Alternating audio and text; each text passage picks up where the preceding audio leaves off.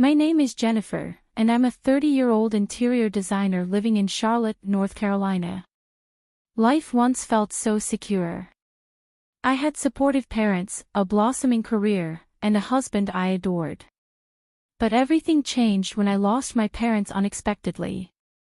They left me a remarkable legacy, a breathtaking mansion worth $50 million, filled with memories and their dreams for my future.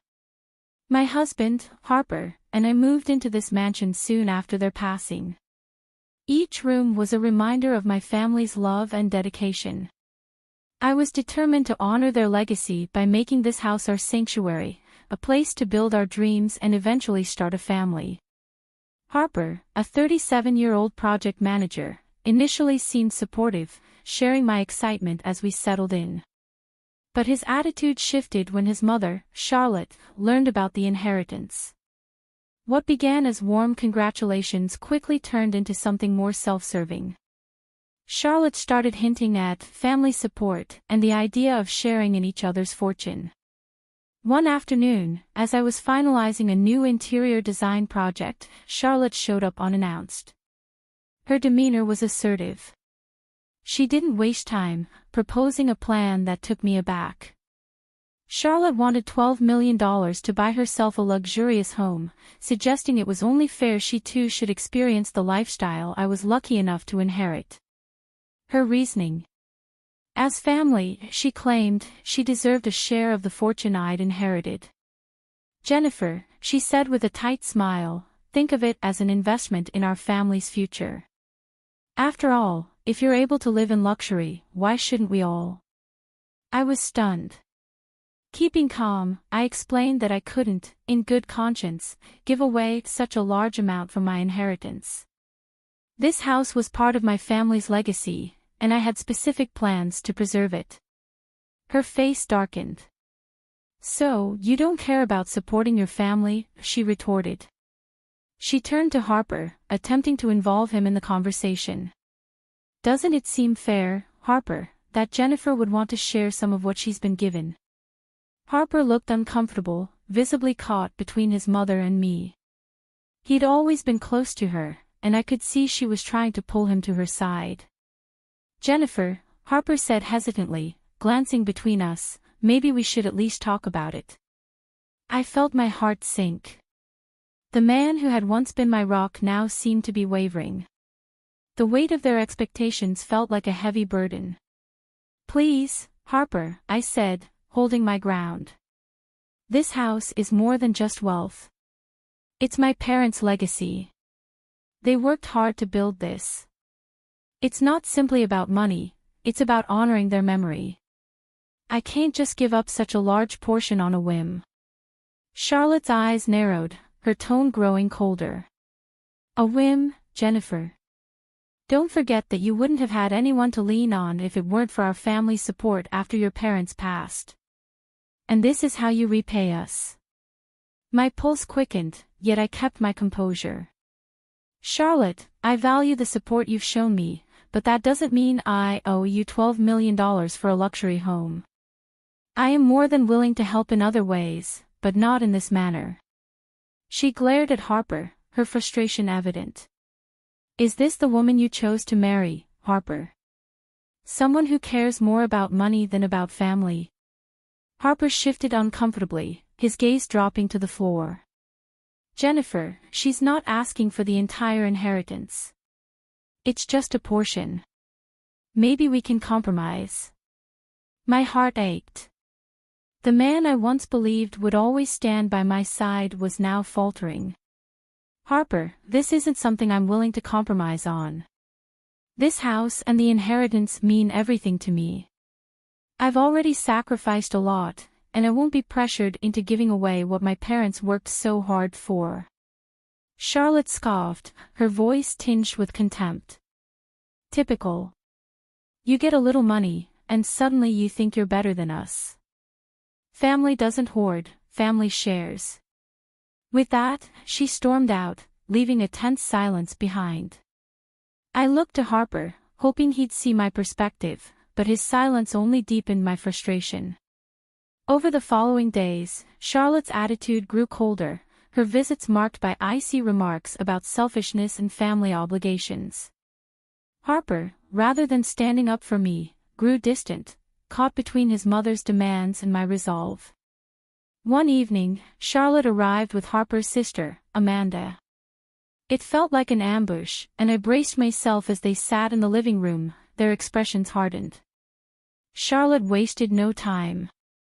"Jennifer," she began sharply, "it's clear you don't understand family obligations. We're family, and we should all benefit from your good fortune. $12 million is a fair request, but you continue to refuse. It's incredibly selfish." Amanda joined in, her voice dripping with disdain. "It's not right for you to keep everything while we struggle. Don't you see how that makes you look?" I looked over to Harper, hoping he'd step in, but he sat silently, avoiding eye contact. Taking a deep breath, I replied, "This inheritance was meant to secure my future, not to fulfill demands that have nothing to do with actual needs. I won't apologize for protecting what my parents left for me." Charlotte's face flushed with anger. She stood abruptly, eyes blazing. "You think you're better than us because of this money, don't you? You wouldn't have anything if it weren't for this family support." I tried to keep my cool, but her words struck a nerve. "I've helped where I can, but that doesn't mean I'll hand over millions because you demand it." At that, Charlotte's patience snapped. In a swift, furious motion, she reached out and slapped me hard across the face. I staggered back, shocked, feeling the sting on my cheek. "How dare you disrespect me," she spat, her face twisted with fury. "You don't understand loyalty or family," Amanda sneered, her tone venomous. "You don't belong here, Jennifer. This house would be better without you." Steadying myself, I held back the rush of emotions. "Get out of my house," I said firmly, my voice low but unyielding. "You've crossed every boundary, and I won't tolerate this any longer."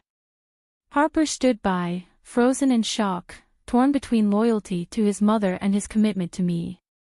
But instead of defending me, he looked away, refusing to meet my gaze.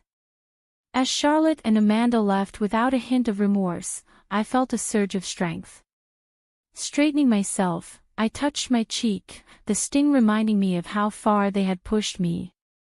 "Harper," I said, my voice trembling with a mix of hurt and determination.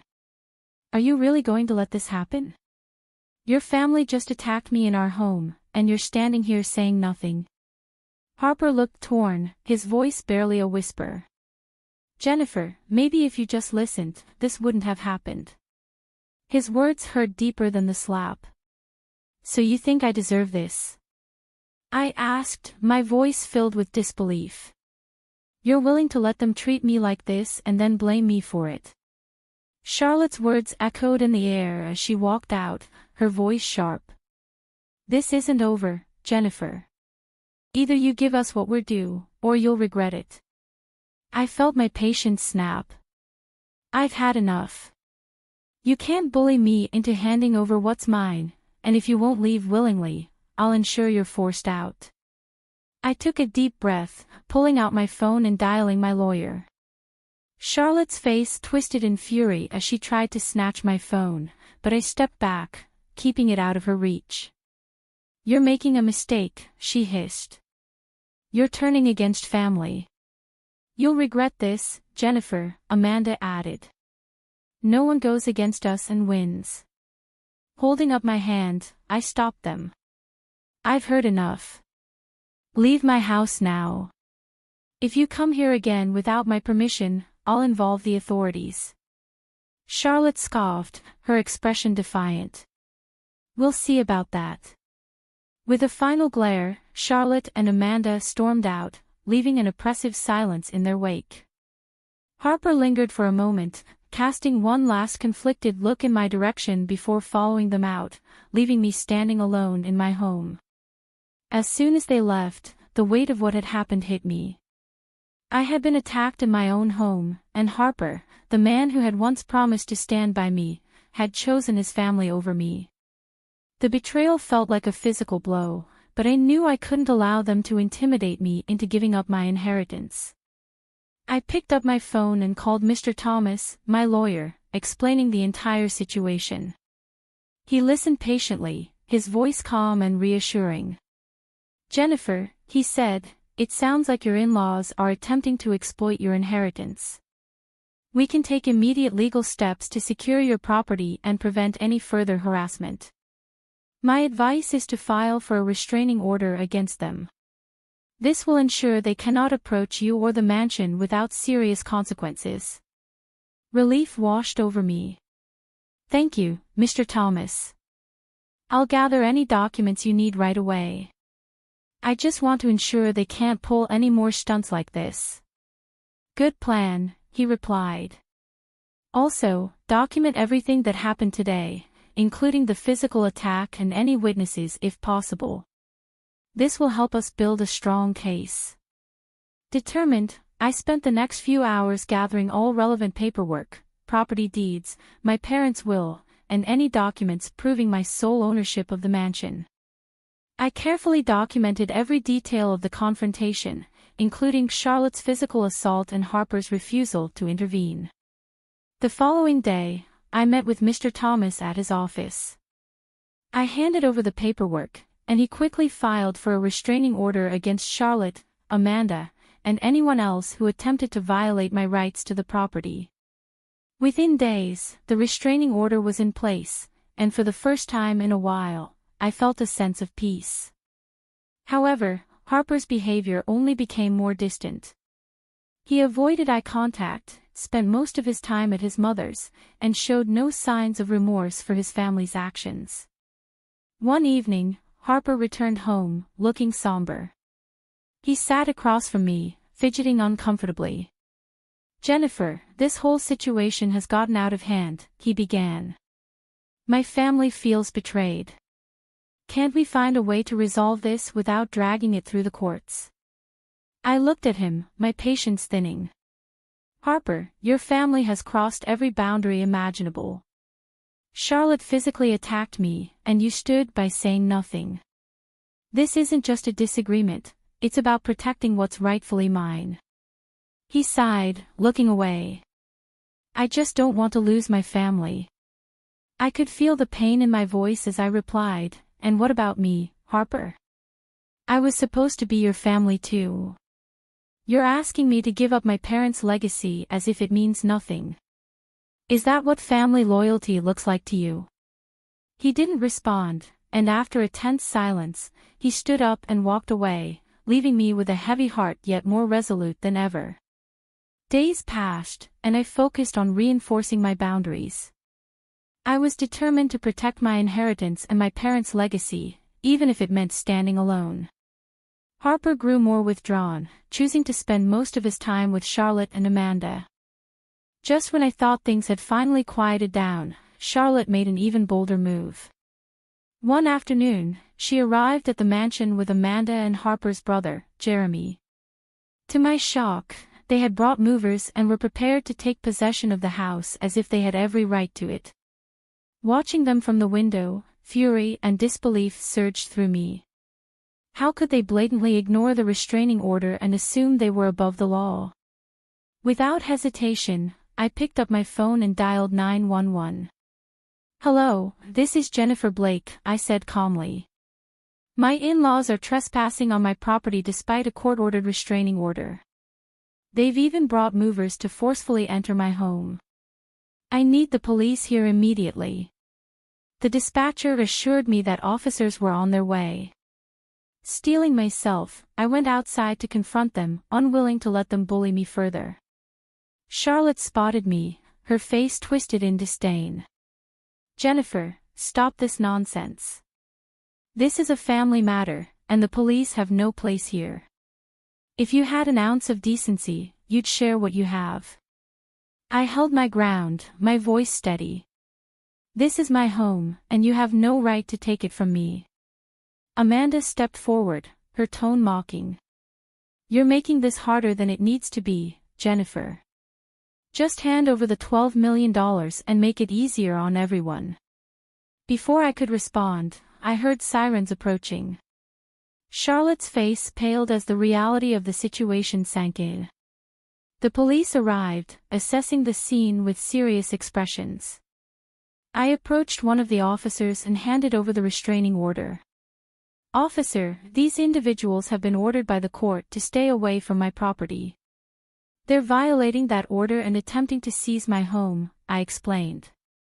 The officer nodded and turned towards Charlotte, Amanda, and Jeremy with a stern look. "Ma'am, you are trespassing on private property and are in violation of a court-issued restraining order. You must leave immediately, or we will be forced to take legal action." Charlotte's voice turned shrill as she protested. "This is family business. You have no right to interfere." The officer remained resolute. "If you refuse to comply, you will be arrested." Reluctantly, Charlotte stepped back, her eyes seething with fury as she glared at me. "This isn't over, Jennifer. You'll regret turning your back on this family." I met her gaze with newfound strength. "You're no longer welcome here, Charlotte. This is my home, and I won't let anyone take it from me." As the officers escorted them off the property, I felt a wave of relief. I had taken a stand, defending what was mine against those who sought to manipulate and control me. After that day, I felt something shift inside me. The confrontation had been exhausting, but it also marked the end of an era. I realized I could no longer share my life with someone who allowed his family to trample over my dignity and boundaries. The betrayal ran too deep, and I knew it was time to make a clean break for the sake of my peace and future. Later that evening, Harper returned, looking tired and conflicted. I could tell he'd heard about what happened from his mother. His face held a mixture of anger and sorrow as he approached me. "Jennifer," he began softly, "we can't keep doing this. This isn't the life I envisioned for us. My family is hurt and feels abandoned. Isn't there a way we can avoid all this legal conflict?" I looked at him, feeling a mix of sadness and clarity. "Harper, I gave your family every opportunity to respect my boundaries. I tried to find common ground, but they refused to listen. Your mother physically attacked me, and you just stood there. This isn't just a family disagreement, it's a matter of safety, respect, and protecting what's rightfully mine." Harper sighed, unable to meet my gaze. "I just don't want to lose my family," he muttered. "And what about me, Harper?" I replied, my voice trembling with emotion. "I was supposed to be your family too. But every time they made demands, you chose them over me. Is that the kind of loyalty I'm supposed to accept?" A heavy silence filled the room as my words settled over him. Harper shifted uncomfortably and finally seemed to understand that this was the end. His shoulders slumped, and he nodded slightly, unable to hold my gaze. "I guess I can't undo what's already happened," he whispered, almost to himself. "No, Harper," I replied gently. "And I can't keep sacrificing my peace for a relationship that's one-sided. It's time for both of us to move forward." With that, I asked him to gather his belongings and leave the mansion. There were no arguments, no pleas to reconsider. Within hours, he was gone, and I stood alone in the quiet of the mansion. Though I felt the weight of the decision, I also sensed a newfound lightness, knowing I had reclaimed control over my life. In the following weeks, I channeled my energy into rebuilding. I hired contractors to restore and redesign parts of the mansion, transforming it into a reflection of my resilience and independence. Each room became a tribute to my journey, each piece of art or furniture a symbol of my strength and new beginnings. The mansion, once a solemn reminder of my parents' legacy, was now a sanctuary, a place of empowerment and freedom. I reconnected with friends, poured myself into my work, and even began volunteering in local art programs to give back to the community. With every step forward, I felt the weight of the past lift, replaced by a sense of quiet confidence and joy I hadn't known in years. One evening, as I watched the sunset from the mansion's grand balcony, I felt a sense of peace I hadn't experienced in a long time. The journey had been painful, but I had emerged stronger, more self-assured, and ready to embrace the life I had fought so hard to protect. This mansion was no longer just a house, it was a testament to my courage and a reminder of the strength I possessed to stand on my own. For the first time in years, I was ready to move forward, knowing that my life was now entirely my own and that I had the power to shape my destiny, free from the shadows of the past. If you enjoyed Jennifer's story of strength and resilience, don't forget to like, leave a comment with your thoughts, and subscribe for more powerful stories. Stay tuned for the next tale of unexpected twists and unforgettable moments. We don't want you here anymore. Leave, you freeload off working from home. With my sister's sharp words, even my parents chimed in, echoing the sentiment, get out. We've had enough. With a family that treats me and my dog as nuisances, if they're going to take that attitude, then I'll do as I please. Thus began my plan for revenge. My name is Alexandra, a 33-year-old single woman. I work as a freelance web designer. My job can be done just with a laptop, so I don't work outside. I have a workspace at home, and I work at my own pace. Despite having such a great job, a disruptive presence began to intrude on my pace 2 years ago. That was my father and mother. One day, while I was working at home, my parents visited me. As soon as they entered the house, they looked around the room and started this conversation. Mom, this house really is big. It seems like we could live here too. That's right. It seems there's even a spare room. Besides, it's a waste for Alexandra to live in such a good house by herself. Yeah, let's do that. That's moving this weekend, they agreed. Ignoring my presence, my parents decided everything by themselves. I had no intention of living with them and told them clearly, wait a minute. I have no intention of living with you guys. What are you saying? My father, his face turning red, yelled at me. This house was taken over by you, saying you wanted it from your uncle, trying to make it yours. There's a limit to how low you can go. Take over? I just had a proper conversation with Uncle, and he gave it to me. Don't make excuses. Anyway, our old house is falling apart. Your mother and I are moving here this weekend. But actually, this house was given to me by my father's brother, my uncle, who doted on me. The title is still under my uncle's name, but he told me I could use it as I like. According to my father, the family home has become quite old, and a full-scale renovation is needed if we continue to live there.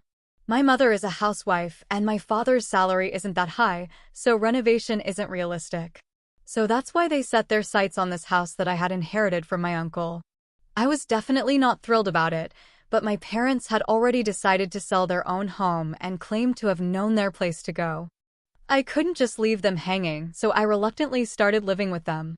However, the moment they moved in, my parents began throwing sarcastic comments my way. Hey, Alexandra, you're already over 30, aren't you? Don't you have any plans of getting married? I'm enjoying my work right now. Keep talking like that, and you'll never get married.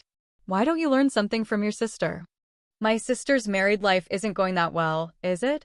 Anyway, I'm fine for now. That's when my mother, who had been listening, interrupted. Hey, don't badmouth your sister like that. Unlike you, she's married, and she's even working for a company, you know. I might not be married, but I'm doing a decent job too. You're always just messing around on your computer. You're probably making money through some shady means, aren't you? Shady means? I'm making a living doing legitimate work. No need to worry. How dare you talk back to your mother? You really are the complete opposite of your sister. That's how it was. My parents constantly compared me and my sister. Sure, my sister works for a company, but she's just a temp in an office job. I don't look down on temps, but I certainly earn more than she does. I understand that people from my parents' generation don't quite grasp the concept of working from home, but it was still hurtful to be constantly belittled. Then one day, as I was preparing dinner in the place of my ever-idle parents, the doorbell rang unexpectedly. To my surprise, it was my sister Evelyn, burdened with a huge amount of luggage. Evelyn, what's going on? A long time no see. Alexandra, this is sudden, but I'll be living in this house from today. As I failed to grasp the situation, I blurted out, bewildered. Huh? What? A large house. If Uncle was going to give it to someone, he should have given it to me. Whoa, hold on. Living here from today? I didn't hear anything about this. Didn't Mom and Dad tell you? I got divorced, you see. To divorce? So I'll be counting on you from today. Ignoring my shock, Evelyn trudged upstairs and promptly took over an empty room. Despite my best efforts to resist, my parents sided with my sister Evelyn, and I couldn't do anything about it. From that moment, my stress just kept piling up. Evelyn had quit her job after her divorce, spending her days talking ill of me with our mother. Hey, Mom, isn't this dress cute? Oh, yes, indeed, Evelyn. You're so pretty. It will definitely suit you. Do you think so too? It's totally not something Alexandra would wear, right? Well, Alexandra is a bit plain, you see. That's why she can't get hired anywhere. All she can do is play online at home. Mom, you can't just say the truth like that. By my side as I was preparing for dinner, they made sure I could hear their conversation. I was dying to retaliate, but doing so would only give them what they wanted. So no matter what they said, I just continued to live without any reaction. Then one day, a friend of mine had a litter of 4 puppies. And I decided to adopt one of them. I named him Max. He's a little black chihuahua, has the most adorable round eyes. When he looks at me, he wags his tail as if it might break off. Owning a chihuahua has been a dream of mine since I was a child. Working from home can be lonely, so I thought Max could provide some much-needed comfort. From today onwards, you're Max, okay? Woof. I didn't particularly consult with my family when I decided to adopt him. After all, this is my house, and I am the one who is going to bear all the expenses for Max. So I don't see why they should have any complaints. When I brought Max home, as expected, my parents and Evelyn started complaining. Hey, we didn't hear anything about you getting a dog. Exactly, dogs smell, don't they? I hate odors. Alexandra, how could you just bring a dog home without consulting us? We didn't approve of this. As they hurled their complaints at me, I flatly told them, firstly, I didn't pick him up off the street. A friend gave him to me. Also, I'm the one who's going to bear all the expenses for Max, so there shouldn't be any issue. What I choose to keep in my house is my business. If you have any complaints, you're free to leave. At first, they complained vehemently, their faces flushed with anger. But within a few hours, they were smitten by Max's cuteness and began to fawn over him. Aren't you cute? Are you mommy? Are you daddy? Or are you sis? Look over here, sweetheart. Wait a minute. What happened to their anger just a moment ago? Was it all a dream? My whole family was utterly fascinated by Max. Since then, they were constantly fussing over Max. Thanks to this, their hostility towards me had lessened, and I was able to spend relatively calm days. Then one day, an event occurred that broke this tranquility. While I was out for an errand, I received a call from my sister, Evelyn. Hello, come back home now. What? In response to my sister's sudden shout, I asked what happened. She vented her anger, shouting back at me. It's not what happened. Max did his business on my clothes. What if they smell? Oh, just wash it quickly and it'll be fine. And isn't it your fault for leaving your clothes all over the floor? What? It's my fault? It's your purr training, duh. Enough. Max is still a puppy, you know. If you take him out for a walk, he won't do his business at home. You said you were excited to walk Max today. Did you actually take him? Well, I was going to take him later, and it's all because you didn't teach him properly. Pay me for the clothes. As expected, when I got home, my sister was extremely angry. Both my parents had been informed, and they were glaring at me, standing with Evelyn. Evelyn threw the soiled clothes at me and started freaking out again. I'm going to charge you for the cleaning cost, okay? Why should I? It's because you didn't take him for a walk and left your clothes thrown on the floor. Shut up. Don't talk back. It's because you brought this stupid dog home that this happened. What are you going to do about it? Stupid dog. You were quite fond of him before. Isn't it harsh to call him a stupid dog just because he had a little accident? It's because of your purr training. Take responsibility. Why can't my family think of anything other than their own convenience? While I was appalled by my selfish sister, my parents chimed in. Hey, Alexandra, shouldn't you at least apologize to Evelyn first? That's right. All of this happened because of that Max you brought home. Can both of you give it a rest already? Puppies are like babies. Can't you forgive them for making mistakes once in a while? Pathetic. This situation only happened because of this stupid dog. Alexandra, you made the right choice by not getting married. If you became a mother, I doubt you'd raise a decent child. What? How dare you say something like that? If you took him for walks properly and kept the house tidy, none of this would have happened. Finally, my sister raised her eyebrow and pointed at me. I can't take it anymore. I don't need you or this dumb dog. Get out of this house. What? Didn't you hear me? I said get out. We don't need a homeworking freeloader here. A homeworking freeloader? How can a currently jobless person say such a thing? And who do they think is paying for this household expenses? It's me. As I stood bewildered by my sister's outrageous statement, even my parents chimed in. That's right, Alexandra. Leave this house. Your presence only makes us feel worse. You're a jinx. All three kept repeating, get out, in front of me. At that moment, my anger exploded. That's it. I've reached my limit. If this is how it's going to be, just wait. I, who had decided to take revenge on my family, packed my things and left the house with Max. In the end, my sister added fuel to the fire. This is all your fault, you know. If you had just listened to me obediently, none of this would have happened. They still don't seem to understand their situation, even though hell awaits them. Well, never mind. You three enjoy yourselves in the house. Suppressing my grinning mouth, I left the house with Max. A few days later, as expected, my sister suddenly called. Alexandra, help. The house is. What happened to the house all of a sudden?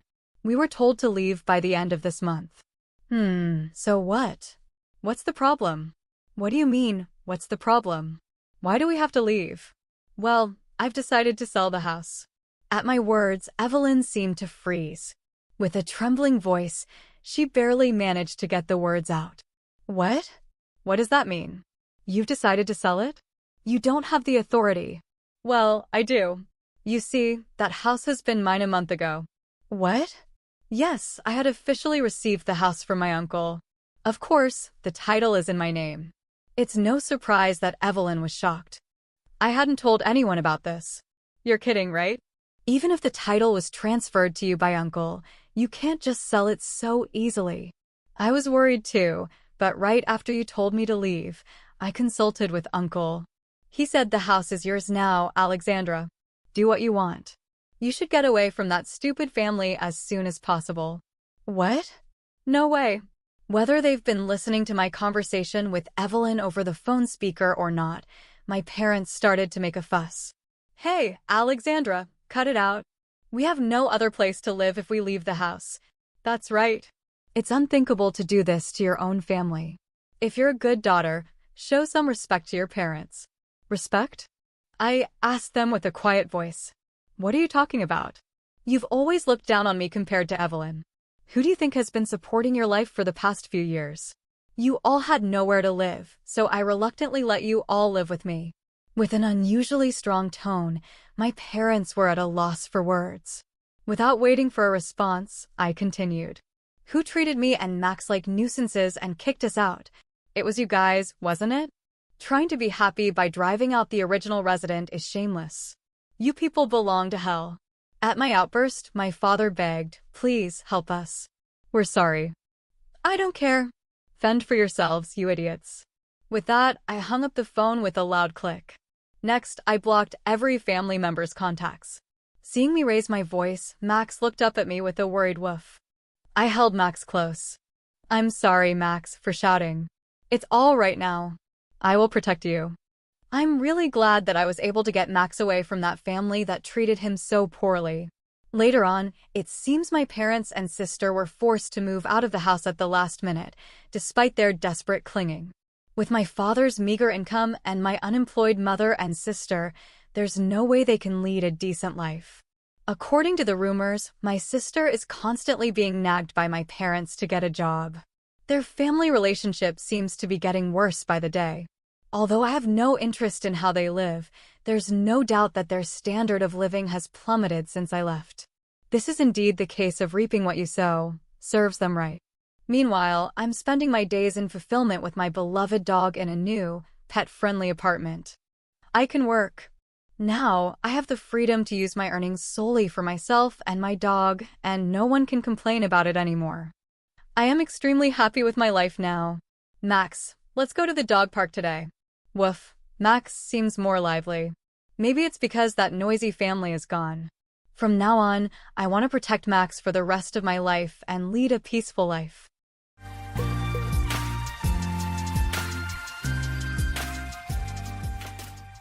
The first time I met Brianna was at a coffee shop just off campus. I was a sophomore working part-time as a barista, juggling my studies with the demands of earning enough to stay afloat. She walked in with an air of confidence, her laughter filling the small space as she joked with a friend. I couldn't help but notice her vibrant energy. When she ordered a chai latte, I accidentally gave her a cappuccino instead, leading to an awkward exchange that ended with her smiling and saying, "I'll give you a pass, this time." That chance encounter turned into more. We kept bumping into each other at campus events, and I finally mustered the courage to ask her out. Our first date was nothing glamorous, just burgers at a local diner and a late-night walk by the lake. But it was perfect. Brianna was studying criminal justice, her dream to work in law driving her determination. I was captivated by her ambition and her ability to make me laugh until my sides hurt. By the time we graduated, we had become inseparable. I secured an entry-level role at a publishing house, and Brianna found a position at a law firm. We worked long hours and lived in a tiny apartment with creaky floors and peeling wallpaper, but we were happy. It was during those years that we built the foundation of our life together. Long talks about our dreams, late-night dinners of cheap takeout, and laughter that echoed through those shabby walls. When our first child was born, life shifted in ways we couldn't have imagined. I remember holding her hand as she gave birth, marveling at her strength and the new chapter unfolding before us. Brianna temporarily stepped back from her career, pouring herself into motherhood while I climbed the corporate ladder. Despite the sleepless nights and endless diapers, we were a team, balancing the chaos with love and unwavering support for one another. As our family grew, so did the demands on our time and energy. We moved into a modest house, gradually transforming it into a home filled with memories. Brianna returned to work once our youngest started kindergarten, excelling as a paralegal. Watching her thrive professionally while managing our family with grace only deepened my admiration for her. Our days were hectic, but we always made time for each other, weekly date nights and summer vacations where we'd reconnect away from the noise of everyday life. Looking back now, I realize those early years were filled with milestones that shaped us. Every triumph, every challenge, and every compromise brought us closer. We'd weathered storms before, financial stress, career shifts, and raising children. But nothing had prepared me for the crossroads we were about to face. The signs had been there, subtle yet persistent, but I was too blind to acknowledge them. For several weeks, the clues had been right before me, yet I failed to see them. My wife, Brianna, had begun lavishing me with an unusual amount of care and attention. Instead of the usual quick toast and coffee in the mornings, she started preparing elaborate breakfasts. Evening meals became a celebration of my favorite dishes, often accompanied by wine. She'd then appear in new lingerie, shower me with affection, and entice me to bed earlier than usual. Did I question this transformation in our 24 years together? Not at all. I welcomed the change as a refreshing turn in our routine. After our youngest child left for college a few months ago, I resolved to show Brianna how much I appreciated her. I made it a point to be home by 5 every evening. We began enjoying upscale dinners, attending local theater shows, and even tried dancing, a hobby we hadn't explored in years. I brought her flowers regularly and eagerly embraced this new phase of our empty nest lifestyle. My name is Tyler Winslow, though everyone calls me Ty. My wife, Brianna, Bree for short, and I had been married for almost 25 years. Like any relationship, we had our ups and downs, but the good times far outweighed the challenges. I was content with our life. I work as a senior director at a major publishing house, having climbed the ladder over 2 decades. My expertise spans every aspect of publishing, reviewing manuscripts, working with authors, coordinating with designers, negotiating contracts, managing budgets, and overseeing marketing and film rights. Introducing new authors and their books to the world has always been a point of pride for me. Brianna, nearly 45 years old and stunningly beautiful, has a career of her own. Thanks to good genes, a healthy lifestyle, and proper nutrition, we've both aged gracefully. People often compliment us as a striking couple. Since our youngest started kindergarten, Bree has been working as a paralegal at the prestigious law firm Thomas, Dixon & Harris. Over time, she was promoted to manage the paralegal team, overseeing assignments and workflow for the entire department. Everything changed last Wednesday. I came home as usual around 5 p.m. and found Bree in the kitchen, preparing dinner. For weeks now, her meals had been more elaborate and thoughtful than ever before. I kissed the back of her head as I walked in. Typically, Bree would turn to kiss me properly, but this time she didn't. "No grand welcome kiss for me today?" I teased. She responded without looking up. "I'm just glad you're home." Her tone felt distant, as if she was avoiding even a brief moment of connection. "Is something wrong?" I asked. "Nothing at all," she replied quickly. "Go change, and I'll have a glass of your favorite wine ready when you come back down." Though her response felt dismissive, I brushed off my unease and went upstairs. After hanging up my suit and tossing my shirt in the laundry basket, I changed into more comfortable clothes, a pair of Dockers and a sweatshirt. Dinner that night wasn't extravagant, but it was clear she'd put thought into it. We started with a simple salad of lettuce and tomatoes, followed by a main course of roasted pork served over cauliflower rice. As we toasted with glasses of wine, Bree looked at me and said, "You know I love you, right?" There was something different in her voice. This wasn't the usual casual "I love you" we exchanged daily. I nodded, replying, "And I love you too." After dinner, we cleared the table as usual. I loaded the dishwasher while Bree stored the leftovers. She excused herself to go upstairs and change into something more comfortable. Anticipating another romantic evening, I eagerly followed her lead. When I entered the dimly lit living room, I saw Bree reclining on the sofa in a revealing negligee that barely covered her. Her beauty took my breath away. Without hesitation, I knelt by the sofa and kissed her deeply. The moment was electric. My kisses trailed from her lips to her bare shoulders, and soon her negligee slipped off, exposing her chest. Her figure was stunning, and I couldn't help but admire her, as if for the first time. "You love me, don't you, Ty?" she whispered. "You'll always love me no matter what?" "Of course," I assured her without hesitation. I quickly undressed and joined her on the sofa, where our passion ignited once more. Half an hour later, we lay entwined, savoring the afterglow. That night, she seemed more fervent than ever. "It feels so good to rediscover the spark we've missed over the years," I said, kissing her gently. Our conversation drifted to compliments about how well we both maintained ourselves over the years. I teased that she could easily pass for someone in her early 30s, while she playfully ran her hand over my abs, praising my fitness. Just as I was drifting off, Bree's voice pulled me back. "Honey, there's something I need to tell you," she said softly. "Anything," I murmured, still half asleep. "You know how much I love you, right?" Her voice was barely audible. "Yes, and I love you just as much," I replied. She hesitated before continuing. "Darling," she began carefully, "this Friday I've made plans to meet someone from my office for the night." Her words hung in the air for a moment before they truly registered. When they did, I stood up abruptly and locked eyes with her. "What is this?" I asked, my voice firm. She tried to pull me back down, urging my head to rest on her chest again, but I resisted. "No, seriously, what are you talking about?" I pressed. "It doesn't change anything about how we feel for each other," she said softly. "I'll still love you, and you'll still love me." I blinked, taken aback. "You can't be serious. Is this some kind of joke?" She shook her head. "No, Ty, I'm not joking. I have a date this Saturday with a man from my office. We're going out for dinner and dancing. After that, we'll go to his hotel room and I'll spend the night with him. I'll be back home late Sunday morning." I stared at her, stunned. "So what you're really saying is that you're planning to spend Saturday night and Sunday morning sleeping with some guy?" "Don't put it like that," she said, frowning. "That's crude and unnecessary. He's a good man and I like him." The shock jolted me fully awake. I began pulling on my clothes, signaling that our moment of closeness was over. It was clear to her that I was furious. "Ty, please don't react this way," she pleaded. "I still love you and you still love me. It's just this one time, and then it'll be over. In a week, everything will go back to the way it was and you'll forget about it." "Forget about it?" I snapped, disbelief dripping from my words. "Who is this guy, Bree? Why are you trying to ruin everything we've built now when things are so good?"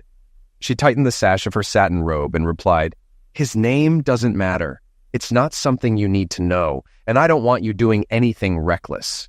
Besides, he's bigger than you, and he could hurt you if it came to that." "Oh, trust me," I shot back. "With my rage and a baseball bat, he wouldn't stand a chance." She sighed. "It's just one night, Ty. He's leaving for New York on Sunday evening for good. He won't be back." "He better leave," I growled, "because if he doesn't, the next time he walks into court, it'll be on crutches." As my initial rage simmered, a deep sense of loss began to set in. Bree and I had been together for over 2 decades. She was my first and only lover. Temptations had come and gone, but I'd never acted on them. Now, this? How long has this been going on? I demanded. "It's not a thing," she said, avoiding my gaze. "We've barely touched." "What does that even mean? Holding hands? Hugging? Kissing? Or more?" I pressed, needing clarity. She stayed silent, which only confirmed my worst fears. If it had been something less passionate, she would have admitted it outright. Finally, she explained, "He came to our firm about 6 months ago from a top New York law office to assist with a complex tax case. I worked closely with him, research, charts, graphs for court. Over time, we became close. 2 months ago, he told me he had feelings for me and wanted to sleep with me. But I didn't want to sneak off to some cheap motel or do something inappropriate at work. This was different. It needed to be special. He suggested I find a way to take a night away. I told him I couldn't lie to you. He asked if you might allow it just once. I wasn't sure, but I hoped you'd understand that this would only be a one-time thing and wouldn't change anything between us." "Why?" I demanded. "Why would you risk everything we have? We're happy. We love each other. We have an incredible marriage, amazing kids, no financial worries, and our health. Why would you jeopardize that?" She hesitated. "Because my friend made me realize I've only ever been with you. He showed me what I might be missing. I just want to know what it's like. This will be enough. It'll make me feel whole. He cares about me, and I care about him. It's not some tawdry affair." "But Bree," I protested, "we have something rare and beautiful. You're the only woman I've ever been with, and I thought I was the only man you'd ever been with." "You don't understand," she said, her voice trembling. "I need this. I want this. I want him." "Why?" I asked, desperate for a reason. She sighed deeply. "He's so attractive, Ty. He's younger than me, but still finds me irresistible. I'm drawn to him in a way I can't explain. I just need to experience this, or I'll regret it forever. He feels the same way. Please, let me do this. Afterward, I'll be yours completely." "I'll never agree to this," I replied firmly. "It'll destroy us, Bree. It'll ruin our marriage." "No, it won't," she insisted. "Once it's over, I'll be the best wife you can imagine. I'll cook for you, keep the house immaculate, do the laundry, the shopping, everything. I'll be the perfect partner in every way, including the bedroom. You can have me anytime, however you want. I'll treat you like a king for the rest of our lives. I promise I'll never touch another man again. And I'll have to live with the fact that my wife slept with another man," I said bitterly. "Do you know how humiliating that is for a man? It's the ultimate betrayal." "You'll have to accept it," she said firmly. "I'm going to do this, Ty. I need to. It won't change anything between us. You'll still love me, and I'll still love you." "So that's what all the affection and attention over the last 2 months was about," I said coldly. "It wasn't about us becoming empty nesters. You were trying to soften me up so I wouldn't push back on this insane idea. Well, guess what, Bree? That's not going to happen." Bree stood firm, unmoved by any of my arguments or objections. Her mind was made up, and she wasn't going to reconsider. I didn't resort to pleading. She would have to deal with the fallout of her choices, whatever that might mean. I didn't yet know what consequences lay ahead. I went to our bedroom, packed a few items I'd need for the next day, grabbed my toiletries, and relocated to the guest room, which had its own attached bathroom in our spacious home. As I was moving my belongings, Bree tried to stop me. "Don't do this, Ty," she said. "Nothing's going to change. I know you're upset now, but by Sunday afternoon, this will all be behind us. We'll go back to being us." I paused, meeting her gaze. "I'm not just upset, Bree," I replied, keeping my tone calm but resolute. "If you go through with this, we'll never be us again." I closed the guest room door without waiting for her response. Inside, I was left alone with my thoughts, which swirled chaotically. I considered all the possible responses: divorce, moving out, demanding that Bree leave, physically stopping her from going, even telling her parents or our kids. But none of these options felt right. I couldn't bring myself to divorce her. I still loved her, despite her lapse in judgment. I wasn't about to leave my own home either, and evicting her, while tempting, felt extreme. I also doubted that involving her family or ours would solve anything. If Bree chose to call off her plans, it needed to be her decision, not one coerced by outside pressure. Otherwise, it might just push her into being more secretive in the future. It was Thursday evening, and it was clear that Bree had waited until the last minute to tell me.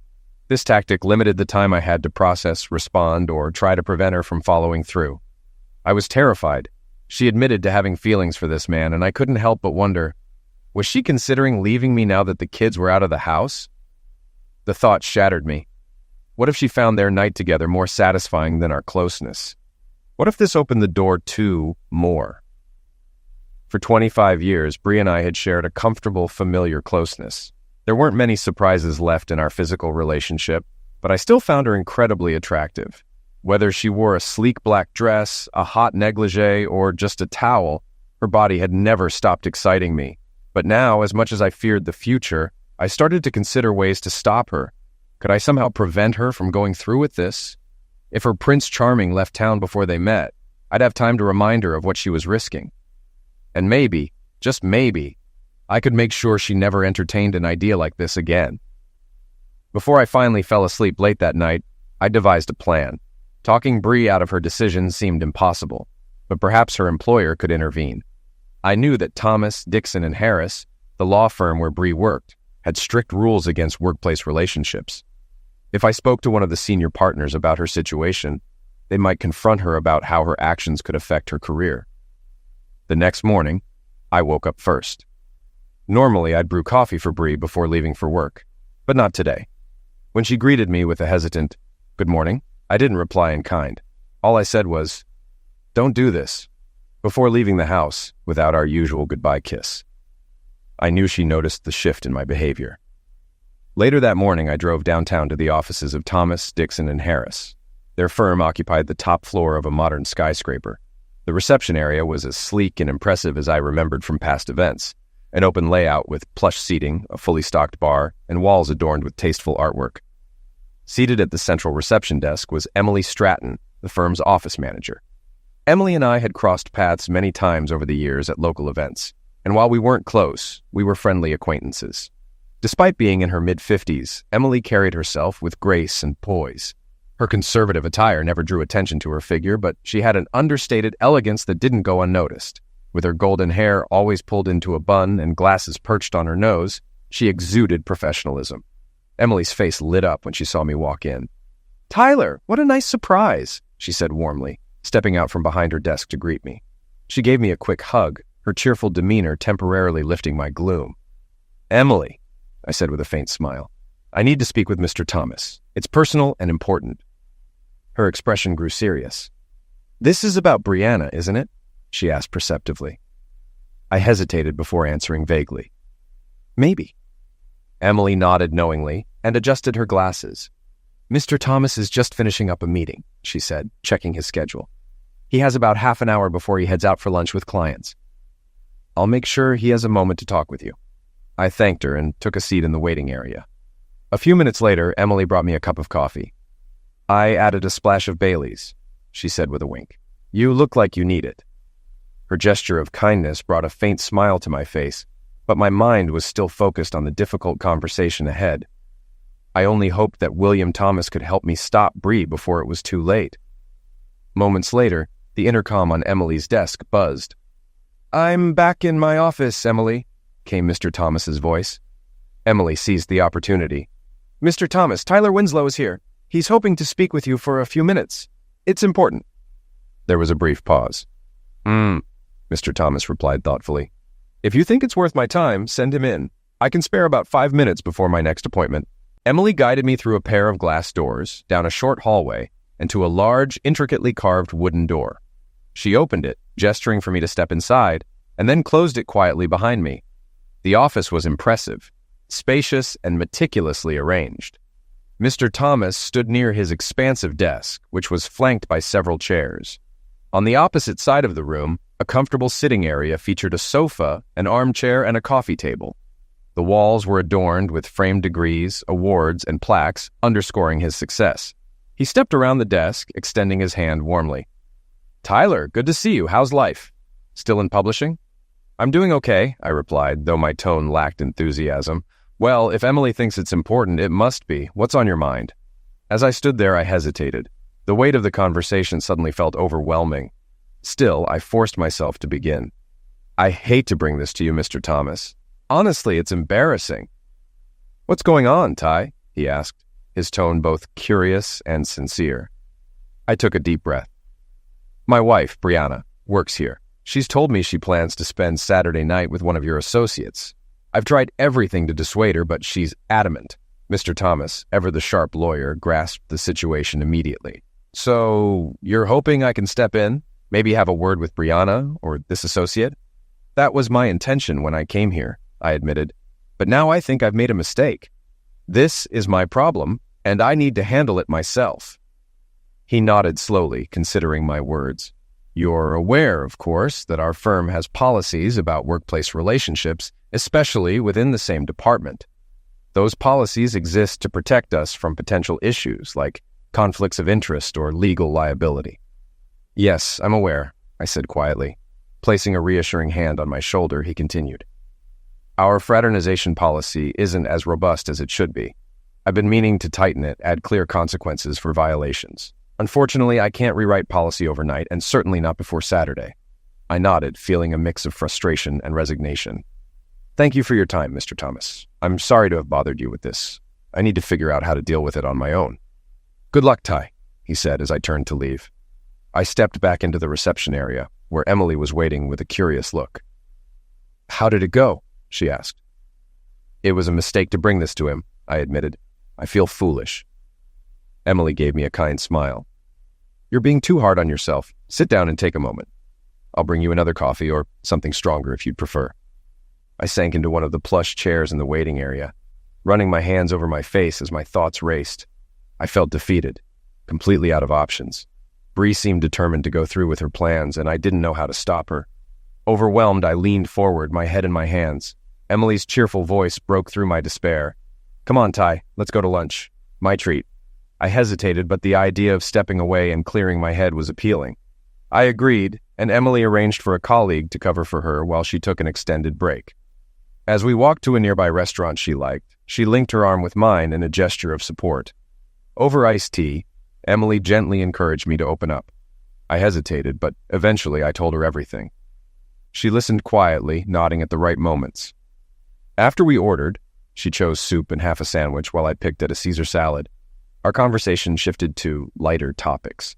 When we finished eating, Emily ordered coffee for both of us, and we sat in companionable silence for a while. Then Emily broke the silence with something unexpected. "Did you know my late husband was a fighter pilot?"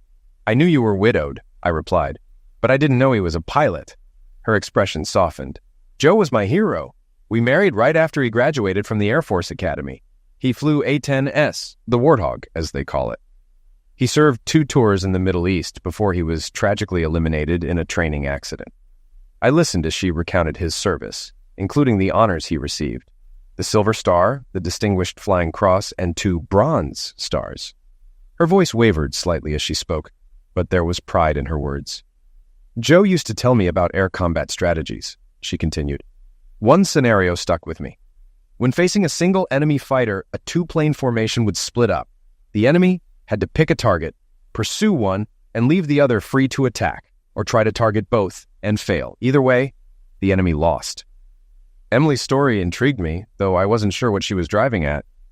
"Are you talking about Bree's date?" I asked. She smiled, her eyes sharp with meaning. "Give her a choice, Ty. No matter what she chooses, make sure you win." Her words hung in the air as she reached across the table, gently taking my hand. Her smile was disarming, filled with quiet encouragement, and for the first time that day, I felt a glimmer of hope. After lunch with Emily, I went back to the office, immersing myself in work to avoid going home to Bree. The thought of spending an evening in her company, pretending everything was normal, felt unbearable. Later, I stopped by the Iris Club, a cozy spot where I could enjoy a few drinks with friends and momentarily distract myself. It was almost 10 p.m. when I finally returned home, and Bree was waiting for me, her frustration evident. You didn't even bother to call, she said, her tone sharp. I went out of my way to make a nice dinner for us. It's sitting in the fridge. I was hoping we could spend some time together tonight, maybe even reconnect. And now I can smell the booze on you. Yes, I had a few drinks, I replied bluntly. I stayed out because I didn't want to face this situation tonight. I needed to forget, just for a little while, about what you're planning tomorrow. I headed toward the guest room without waiting for her response. I'm tired and going to bed. Her voice followed me down the hallway. Don't worry, Ty. Tomorrow will come and go, and this will all be behind us. We'll go back to how things were before. I didn't reply. I simply shut the door, stripped to my boxers, and collapsed onto the guest bed, exhaustion and frustration weighing heavily on me. The next morning, I was up early. I downed a quick breakfast, just coffee and toast, and headed outside to work on the yard. Mowing the lawn, pulling weeds, and tidying up the space gave me something to focus on. When I came back inside, sweaty and tired, Bree was getting ready to head out. I've got a spa appointment, she announced nonchalantly. Manicure, pedicure, the whole thing. I'll be back in a few hours. I leaned against the kitchen counter, watching her.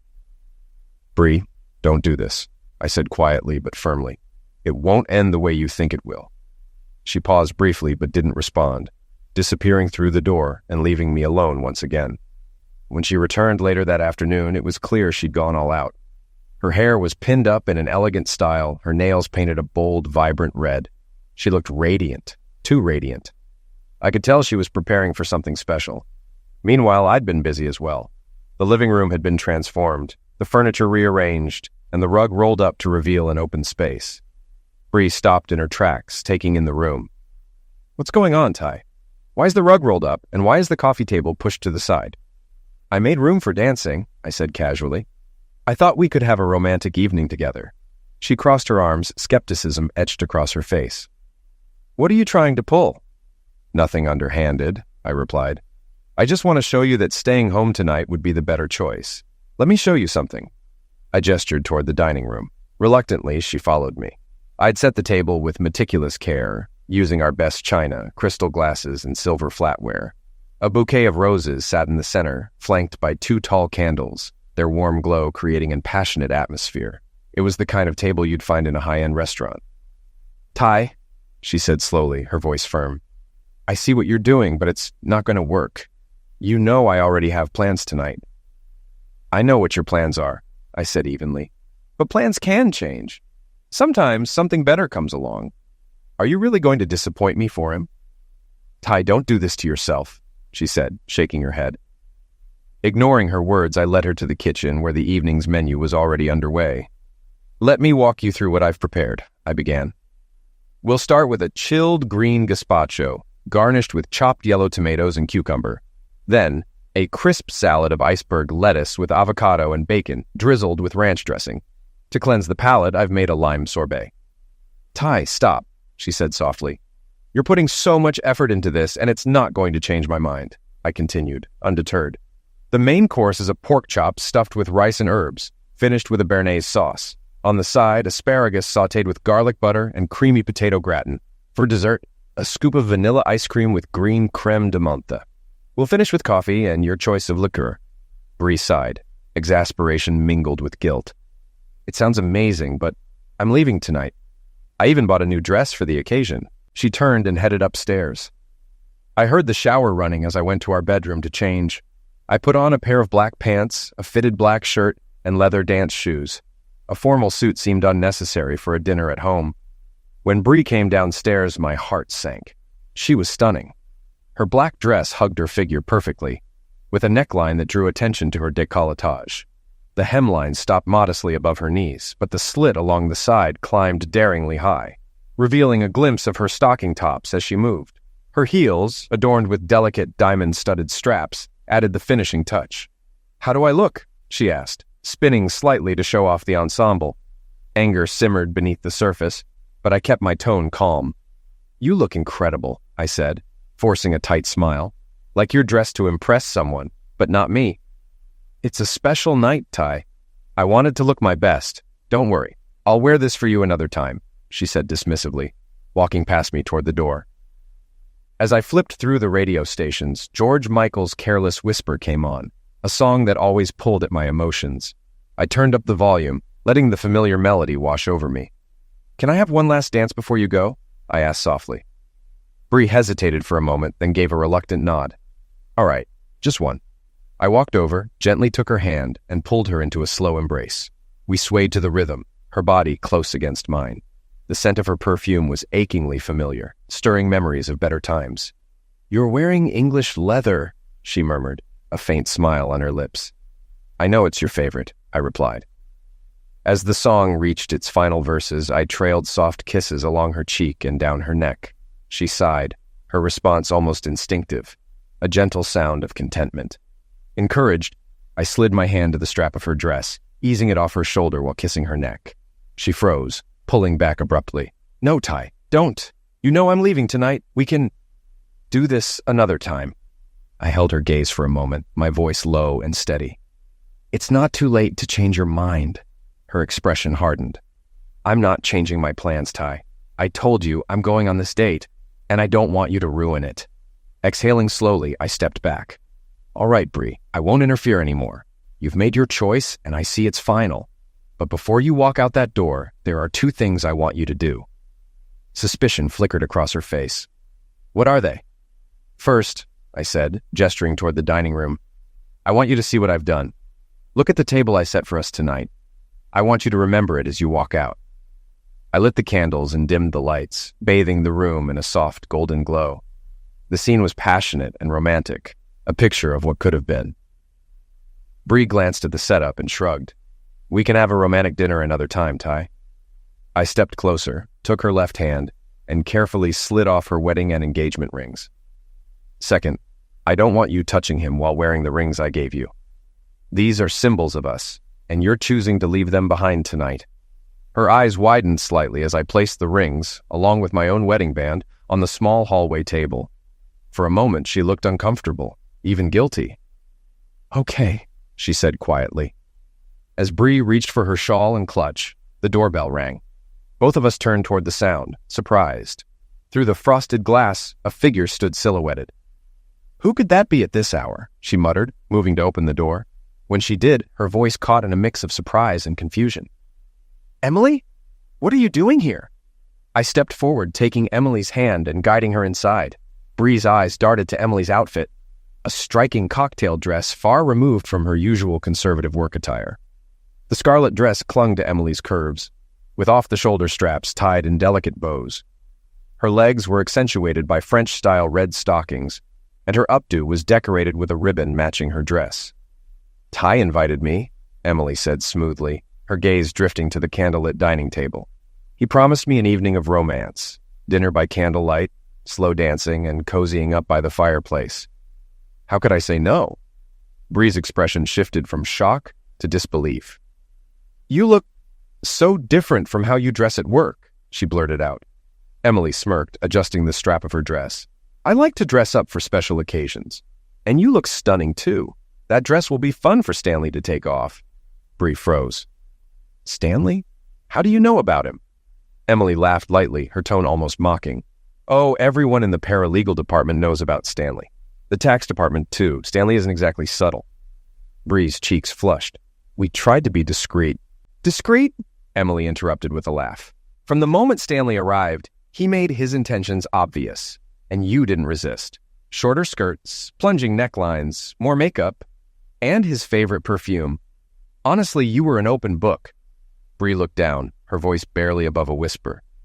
"It was supposed to be harmless, just a little flirting. Then I got caught up in it. I thought it would be just one night." I stepped forward, draping her shawl over her shoulders and guiding her toward the door. "One night, huh? Fine. Go, but don't come back until tomorrow morning. I've given you every chance to stay with me, but you chose him." Bree hesitated for a moment, her face a mix of guilt and defiance. "I'll be back," she said quietly as she stepped onto the porch. "Have fun tonight," I said, closing the door behind her. For a moment, I stood in silence, hearing her car pull away. My chest felt heavy with the weight of what had just happened. Things would never be the same again.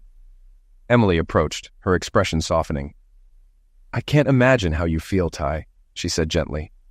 "But remember, no matter what choice Bree makes, you've already won." She reached up, cupping my face in her hands. Her lips met mine, a gentle, reassuring kiss that slowly deepened. I wrapped my arms around her, pulling her closer as the kiss became more passionate. When we finally pulled apart, both of us were breathing heavily. "Let's not waste the evening," Emily said with a small smile. "Show me this dinner you've prepared." I told Emily that dinner wasn't quite ready, but invited her to help if she felt like it. She agreed with a smile, following me into the kitchen. I pointed to 3 open bottles of wine, a crisp Chardonnay, a bold Cabernet, and a sweeter dessert option. She chose the Chardonnay. After pouring her a glass and tasting it myself, I playfully slipped an apron over her head and tied it around her waist. Standing behind her, I gave her a quick kiss, which made her laugh. "What's my assignment, chef?" she asked, clearly enjoying herself. "I've already baked half a pound of bacon," I said. "I need you to cut 5 strips into 1-inch pieces and mix them with the chopped iceberg lettuce. Then, dice the avocado and add it to the mix." While Emily worked, sipping her wine and chatting lightly, a sudden wave of self-doubt crept in. I glanced at her, the most stunning woman I'd ever been close to, and couldn't shake the thought that I might not measure up. My entire life I'd only been with one woman, Bree, while Emily might have had far more experience. The thought unnerved me. I stepped up behind her, gently placing my hands on her waist. "I've only ever made love to Bree," I confessed quietly. "It makes me worry that I won't be good enough for you." Emily paused and leaned back against me, her tone reassuring. "Ty, you have nothing to worry about. Just treat me the way you'd treat Bree, and let's see where it goes. If I want something different, I'll tell you, and if there's something you want, just say so. Whatever it is." She turned her head slightly and added with a playful smile, "And, by the way, I love foreplay." I kissed the back of her head, feeling a flicker of confidence return. "Thanks. Have you ever been a cheerleader? You sure know how to inspire someone." She laughed. "The salad's done," she announced, taking the bowl into the dining room. I followed, pulling out her chair and helping her sit before taking my own seat at the head of the table. Before starting, I refilled our glasses and raised mine for a toast. "To an unforgettable night," she said, her eyes sparkling. "I'll drink to that," I replied. Dinner unfolded beautifully. I served each course, and Emily complimented every dish, calling it a 5-star meal that could rival any fine dining experience. When dessert was finished, I told her to relax in the family room while I tidied up. Once the dining area was spotless, I joined her. The soft sounds of rain and distant thunder played on the stereo, creating a soothing backdrop. Emily was gently swaying to the music, lost in the moment. When I approached, she held out her hands, inviting me to dance. We moved together slowly, the closeness of the moment deepening. "This is perfect, Ty," she murmured. "It's been so long since I felt this romantic." "I feel the same," I admitted. After a moment of silence, she added, "For what it's worth, I haven't been with a man in years. And when I have, it's only been with men I truly liked. I really like you, Ty." "That's good to know," I said, pulling her a little closer. "If I tell you I love you at some point tonight, don't be mad. I'll mean it, at least for as long as we're together. And when this ends, I hope we can stay close." The music slowed, and so did we, eventually just holding each other. Her arms were around my neck, mine resting on her waist. Her breath was warm against my skin as she ran her fingers through the hair at the back of my neck. I felt her body pressed against mine, her curves, her warmth. She must have felt my reaction, too. I leaned down and began to kiss her neck and collarbone, savoring her soft sighs. As the moment intensified, Emily gently stepped back. "Give me a few minutes to change into something more comfortable," she said with a teasing smile. "Feel free to do the same. Let's meet by the fireplace." I went to my room, slipping into black silk pajama pants and a matching t-shirt. Pouring myself a coffee with a splash of Bailey's, I settled on the couch to wait. A few minutes later, I heard her approach. Before I could turn, Emily's arms wrapped around the back of the couch. Her hands slid under my shirt, and she kissed my neck, sending a jolt of warmth through me. I turned onto my back, looking up at her. She stood there in a black satin robe, the fabric loosely tied at the waist. Beneath it, I could see the delicate lace of a negligee. Her hair was down, framing her face, and her legs were bare. I reached for her hand, pulling her over the back of the couch. She landed on me with a laugh, her robe parting slightly. I couldn't resist leaning up to kiss her. What started as a gentle kiss quickly deepened, her lips parting as we shared a passionate embrace. My hands roamed over her back, slipping the robe off her shoulders to reveal her smooth skin, and the soft fabric of her negligee. She was breathtaking. I let the robe slide down her arms until it pooled on the floor, leaving her in just the negligee that clung to her figure. I kissed her again, losing myself in the moment, unable to resist her allure. As my kisses moved lower, I traced a path down Emily's body, lingering at her navel before continuing to her thighs. She began to writhe beneath me, her breathing quick and shallow. "I love you, Ty," she whispered between breaths. "I love you too, Emily," I replied, my words barely breaking the rhythm of the moment. I didn't want this night to end. I knew it would be the last time we shared something so passionate, and it seemed Emily felt the same. Tears slipped from her eyes as she clung to me. I held her tightly, kissing her lips, her face, and her neck as though trying to hold on to the moment. Eventually, we both sighed, the reality of dawn drawing the night to a close. I stepped out of the shower first, giving Emily time to finish while I dried off and dressed in casual clothes. She emerged moments later, and I handed her a soft, oversized towel. She had brought a change of clothes, and soon we were both ready to leave the house. "Do you want to grab brunch?" I asked. Her face lit up, and she nodded. "I'd love that." We headed to a nearby cheesecake factory in a bustling shopping center. It was just opening when we arrived at 10 a.m., and we lingered over coffee and conversation before heading back. By the time I returned home around noon, Bree's car was already in the garage. I entered through the side door, passing through the kitchen, where I noticed a pot of coffee on the stove. Pouring myself a cup, I made my way to the dining room and found Bree seated at the table, a coffee cup in front of her. Her posture was rigid, her expression stern. In contrast, I felt calm, almost smug. A faint smile tugged at the corners of my mouth. It was time to address the elephant in the room. "So," I began, "how was your evening?" "Fine," Bree replied flatly, her tone guarded. "And yours?" she asked pointedly. "Honestly," I said, leaning back with a satisfied grin, "it was incredible. Emily was affectionate and eager, and we spent the night exploring ways to make each other happy." Bree lowered her head, and I saw a single tear roll down her cheek. Guilt surged through me. This wasn't the victory it had seemed in the moment. It felt more like the biggest mistake of my life. "What's wrong?" I asked. "Didn't Stanley live up to your expectations?"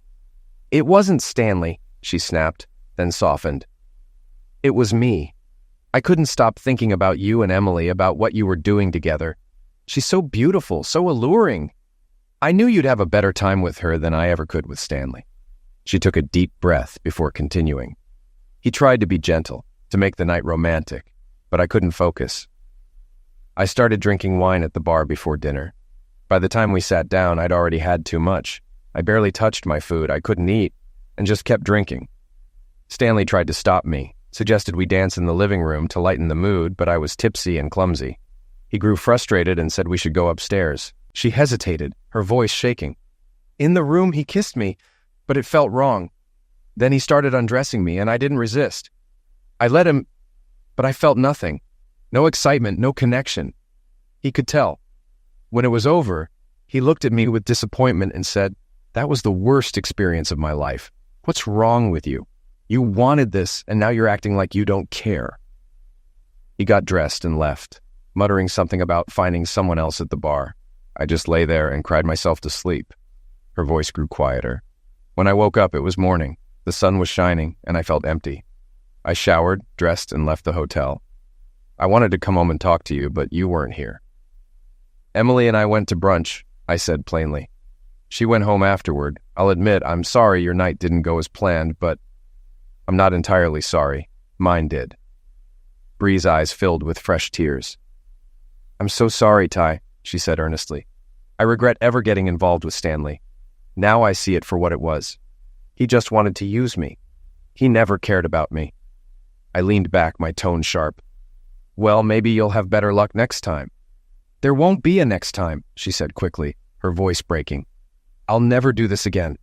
I want us to go back to being monogamous, to the way things were before. I want to spend the rest of my life proving that I can be the wife you deserve." "Not so fast, Bree," I said firmly. "You've spent months building an emotional relationship with him and weeks plotting this night together. Now that it's blown up in your face, you want me to forget everything and pretend it never happened? That's not how this works. I'm not even sure I want to stay married to you. You betrayed me, humiliated me, and tried to turn me into a fool. And now you expect me to forgive and forget like nothing happened?" No, Bree. It doesn't work like that. Bree sat silently, tears streaming down her face as the weight of my words hung in the air. Bree's eyes searched mine, filled with a mixture of desperation and hope, but I continued without hesitation. Next year, I'm making some changes for myself. I'm getting a gym membership, and once a month, I'll take myself out on a date with whoever I choose. If those dates lead to something more, so be it. At the end of the year, I'll reassess our marriage. If I decide it's no longer working for me, I'll file for divorce. If I find I'm happy, I'll consider becoming exclusive with you again. You'll have this year to prove that staying together is worth it. Take it or leave it. If you can't accept these terms, I'll start divorce proceedings on Monday. Let me know your decision. Bree's voice trembled as she began to speak. Ty, I love you. I know I've taken you for granted, and I regret it deeply. The thought of you being with another woman would liquidate me, just like last night did. But losing you entirely, that would destroy me. I'll agree to your conditions. And I promise I'll spend this year showing you I can be the best wife you've ever dreamed of. By the end of it, I'll make sure you'll never want to leave me. Then it's settled, I said simply. The rest of the day passed without incident. I spent some time working in the yard and running errands. Before heading out, I offered her an olive branch. If you clean up the mess from last night and straighten up the house, I'll take you out to TGI Fridays for dinner. We can split a plate of ribs. It wasn't much, but it was my way of trying to restore some normalcy. As the probationary year began, Bree seemed to embrace her role wholeheartedly. She became an attentive and doting wife, and her efforts felt genuine. Our meals improved dramatically. Dinner often featured a small salad or soup, a hearty main course like steak with potatoes or vegetables, and even dessert. Each meal was accompanied by a glass of wine. Afterward, we worked together to clean up. Our closeness also intensified, becoming more frequent and passionate. Bree made it clear there was nothing she wouldn't do to rekindle the spark between us. One evening, over a particularly good dinner, Bree broke the silence with a casual remark. I spoke to Emily today. I tried to keep my expression neutral. Oh, what about? Bree smiled faintly. You, me, and her. What did she say? I asked, my curiosity piqued. Well, Bree began, the first thing she did was invite me to lunch. She took me to one of her favorite restaurants nearby. Over a couple of glasses of wine and some salad, I asked her point blank if she planned to take you away from me. She laughed and said, Absolutely not. Ty and I were a one-time thing. We're best friends now, but we'll never be together like that again. If anything, I think he's still upset about how hurt he was by your actions. Bree hesitated, then continued. I told her how ashamed I am of what I did to you and to our marriage. I also told her about your decision to date other women once a month and reevaluate our relationship at the end of the year. And what was her advice? I asked. She said, don't try to compete with other women. Instead, make staying home with you so irresistible that he won't want to go on those dates. Turn your home into the better option. That's exactly what I plan to do. If that's your strategy, I replied with a small grin, don't be surprised if I set up a fake date just to see what you've got planned. A few weeks later, I found myself walking into the offices of Thomas, Dixon, and Harris with a smile on my face. Emily, as usual, was stationed at her desk, guarding the entrance to the partners' offices. When she saw me, her face lit up. She stood and walked over to greet me, wrapping me in a warm hug. Ty, it's great to see you, she said warmly. We've been expecting you, or rather, Mr. Thomas has. As I held her briefly, I asked, any idea what he wants to talk to me about? Emily smirked. Of course I know everything that happens here. But it's better if you hear it from him. She returned to her desk and buzzed Mr. Thomas. After a brief exchange, she gestured for me to follow her, leading me to his office and opening the large, carved wooden door. She gave me a quick smile before closing it behind me. Ty, Mr. Thomas greeted warmly, standing and extending his hand. Good to see you again. Please, have a seat. I took the chair opposite him, and he leaned forward, his hands clasped on the desk. I wanted to talk to you for two reasons, both of which directly or indirectly involve you. He paused for a moment before continuing. First, I thought you'd like to know that we've updated our company's fraternization policy. It's much more comprehensive now. It explicitly outlines the consequences of workplace relationships, whether between employees or employees and clients. I've got a copy here for you to review at your leisure. I'd love to hear your thoughts on it. I thanked Mr. Thomas for addressing the issue I had brought to his attention previously. His thoughtfulness and initiative had not gone unnoticed. Ty, he said, his tone considerate, without prying too much, how are things at home? I genuinely hope you and Bree are finding your way forward." He paused briefly before adding, "I visited Bree's department a few days ago. We didn't talk about anything personal, strictly work-related matters. I wanted to check on her team's progress and see if there were any challenges I could help with. From what I observed, she seemed happy and at ease." Not wanting to delve into the current state of my marriage, I kept my response simple. "Things are improving, and I'm optimistic that we'll be all right in the long run." Mr. Thomas smiled warmly. "I'm glad to hear that," he said. "Now let me tell you the second reason I wanted to speak with you today. It concerns a letter I sent to Hughes, Duvet, and Lewis, the firm where Stanley Wilbur is employed. Despite everything, Stanley did provide excellent assistance with a particularly complex tax issue we faced. His expertise was instrumental, and I made sure to acknowledge that. However," he added, lifting a piece of paper from his desk, "I also felt compelled to address another, less favorable aspect of his behavior. I thought you might want to hear what I wrote." Adjusting his glasses, Mr. Thomas began to read aloud. "Dear Steve, you have already received an official performance report regarding Stanley Wilbur's contributions to Thomas, Dixon, and Harris. His knowledge and expertise were invaluable in resolving a challenging tax case, and he went above and beyond by equipping our attorneys with skills to manage similar cases in the future. However, this letter is informal and private, intended to share a different perspective. While Stanley demonstrated commendable technical abilities, his personal conduct during his time here was problematic. He initiated a relationship with one of our married employees, which escalated to physical involvement. This inappropriate relationship caused significant turmoil in the employee's personal life, straining her marriage to the point where its future remains uncertain. Lawyers already contend with a less-than-stellar reputation in the public eye, often seen as valuing profit over ethics or winning over justice. In this profession, integrity is paramount. Stanley's actions raise concerns about his personal honesty, which could very well extend to his professional behavior. With this in mind, I urge you to monitor the work Stanley performs at your firm carefully. While this letter is strictly between us, I trust you'll take whatever action you believe is appropriate, or none at all. The choice is yours. Sincerely, William." Mr. Thomas folded the paper and set it aside. "This letter doesn't capture everything Stanley put you and Bree through, but it ensures that his actions won't come without repercussions. I doubt this will help him advance in his career, at least not as quickly as he might hope. This is the best I can do for you, Ty," he continued. "I hope it brings some sense of closure, knowing that Stanley won't escape unscathed." I nodded, gratitude evident in my expression. "Thank you, Mr. Thomas. Your support means a lot to me." As I left his office, I found myself lost in thought, processing the conversation. I didn't even notice Emily standing nearby until she gently interrupted. "How are you feeling about everything?"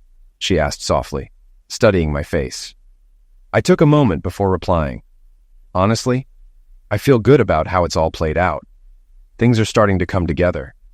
I can't thank you enough for being there for me through all of this." Emily smiled warmly and pulled me into a tight hug. "Don't forget, Ty," she said softly. "I've grown from this too. I really did love you while we were together." "And I loved you too," I replied, my voice steady yet filled with emotion.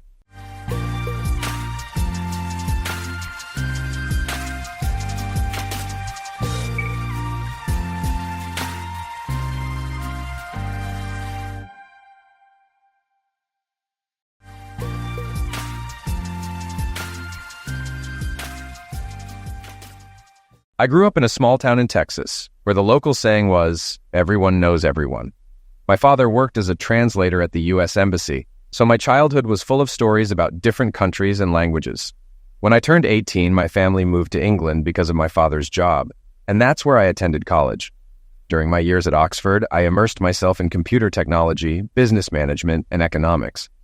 I thrived in the challenging academic environment and built lifelong friendships, particularly with my sister Patricia. After graduating, I returned to the U.S., ready to make my own mark. My name is Dan Colton, and before I get into the more difficult part of this story, I need to introduce you to my ex-wife, Emily.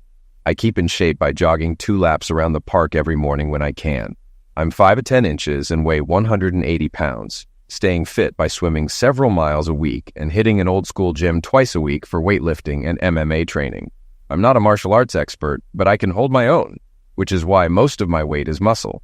Despite my degrees, a master's in computer technology, a postgraduate in business management, and a bachelor's in economics from Oxford University. People often say I somewhat resemble George Clooney. Because my father worked as a translator at the U.S. Embassy, I stayed to finish my studies while he returned to the U.S. to work as a computer repair specialist after his service. Now, I manage a well-known company and oversee a new program designed for various applications, from gaming to military use. This program's ability to handle issues in real time is crucial, and it should be ready within 6 months to a year. I love my sister Patricia, or Pat as I call her, and she loves me.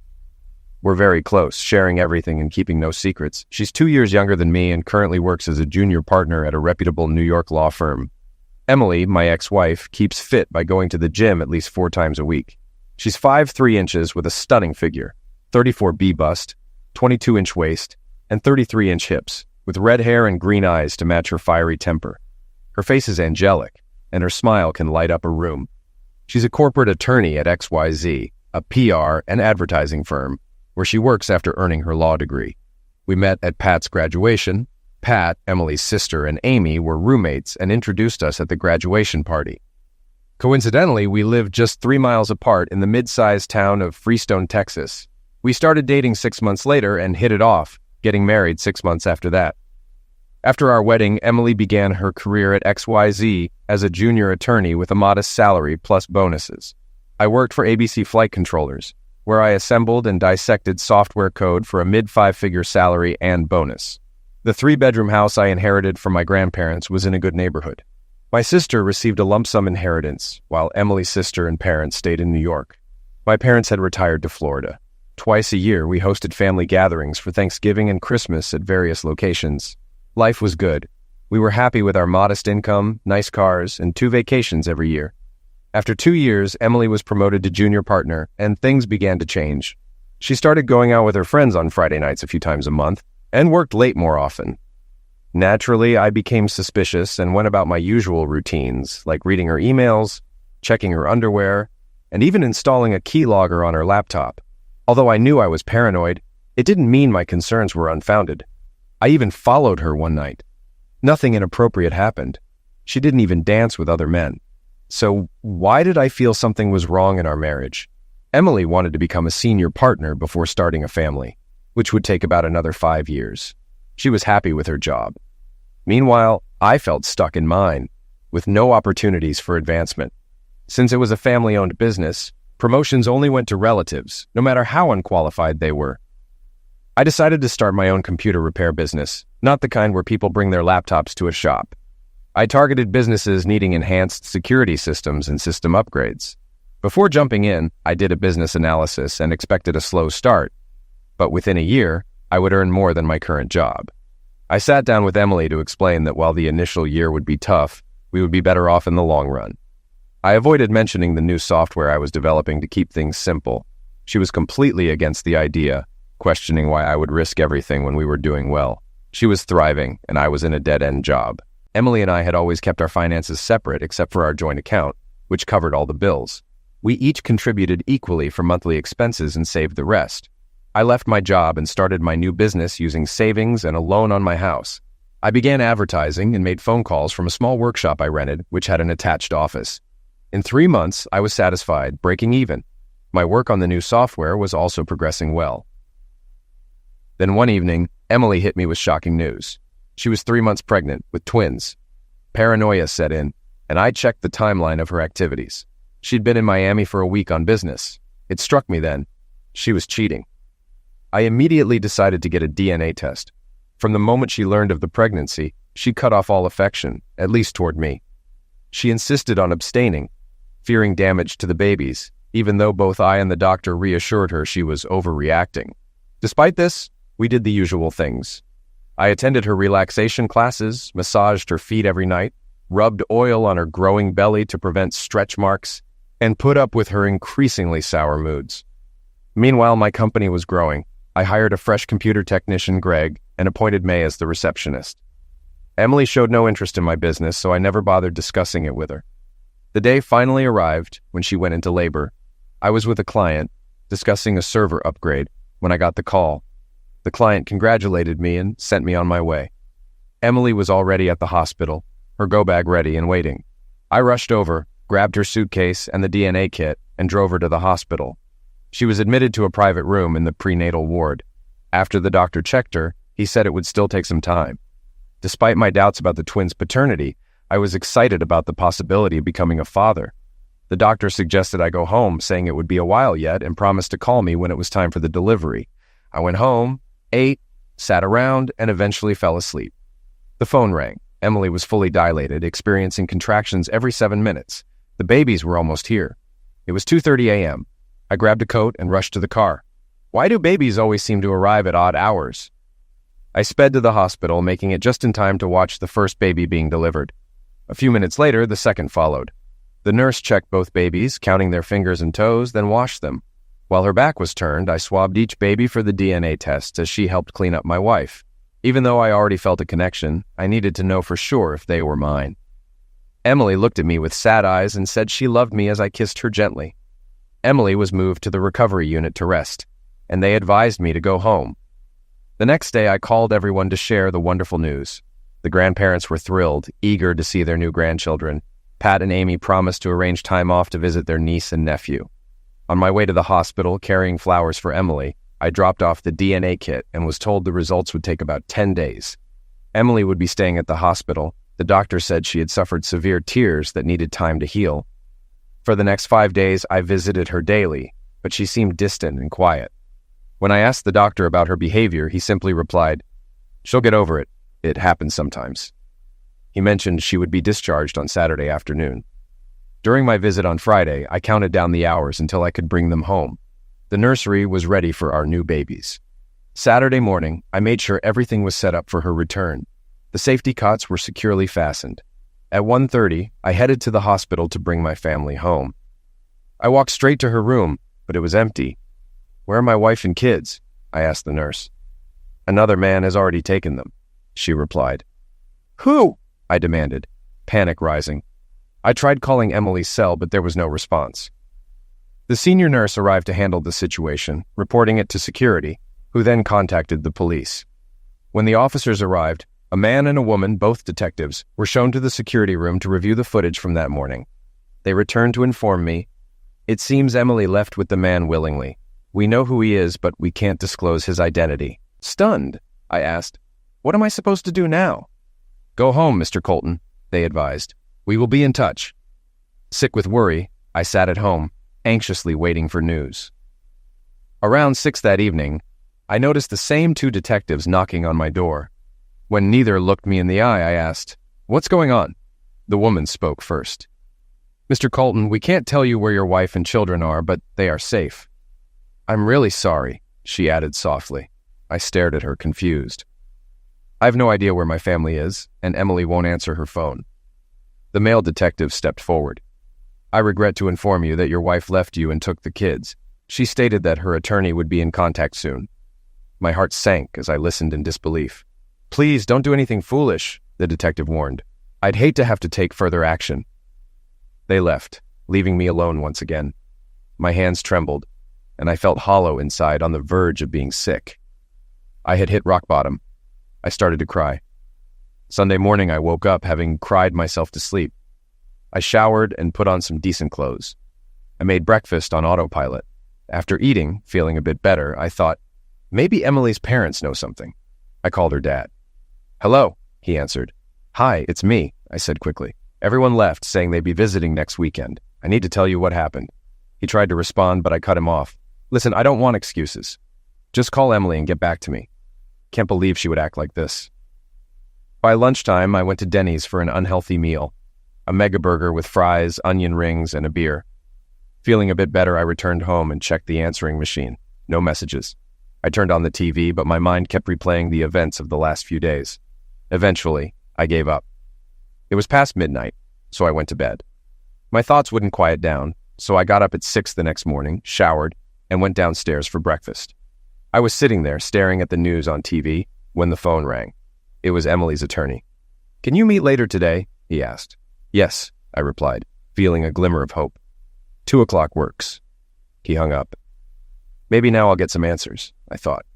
At his office, I was shown in immediately. I expected to see just the attorney, But Jimmy Prescott, her boss, was also there, sitting on the sofa. I decided to keep silent for the moment, needing answers. This made everyone visibly uneasy. The lawyer finally spoke. "Mr. Colton, you're here to discuss the terms of your divorce from Mrs. Emily Colton. Your wife and Mr. Prescott have a brief proposal for you. She will divorce you on the grounds of irreconcilable differences.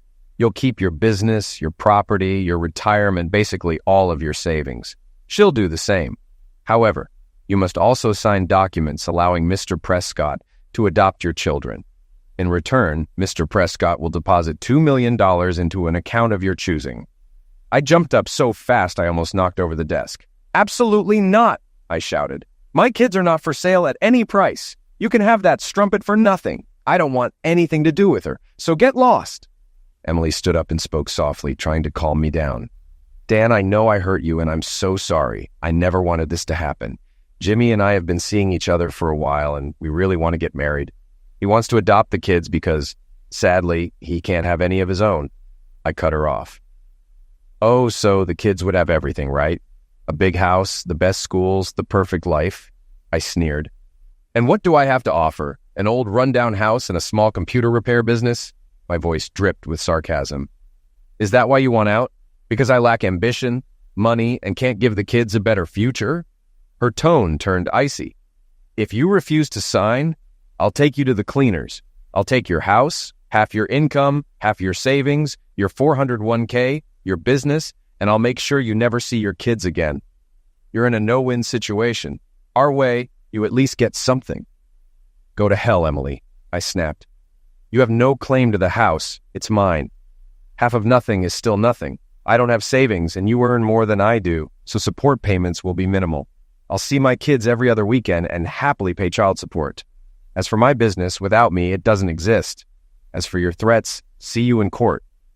With that, I turned and stormed out, leaving 3 stunned people behind. I went straight to Denny's for dinner. After eating, I drove home to a cold, empty house. I sat with a beer, staring at the TV, furious at myself for not checking the peephole before opening the door. I woke up around 11 to a knock, still a bit groggy. As I opened the door, it was slammed inward with such force that I staggered back, but managed to stay on my feet. 3 men rushed in, trying to grab me, but I was fully awake now. I struck the first one in the throat with extended knuckles. The second guy tried to put me in a headlock and force me to the floor. While I was breaking free, the third man hit my shin with a baseball bat, and I fell. I began losing consciousness as the first man lay on the ground, choking. The other 2 kicked me, assuming they'd finish me off. They needed to leave enough evidence for the police to follow up. As I started to black out, their leader lifted me to my feet.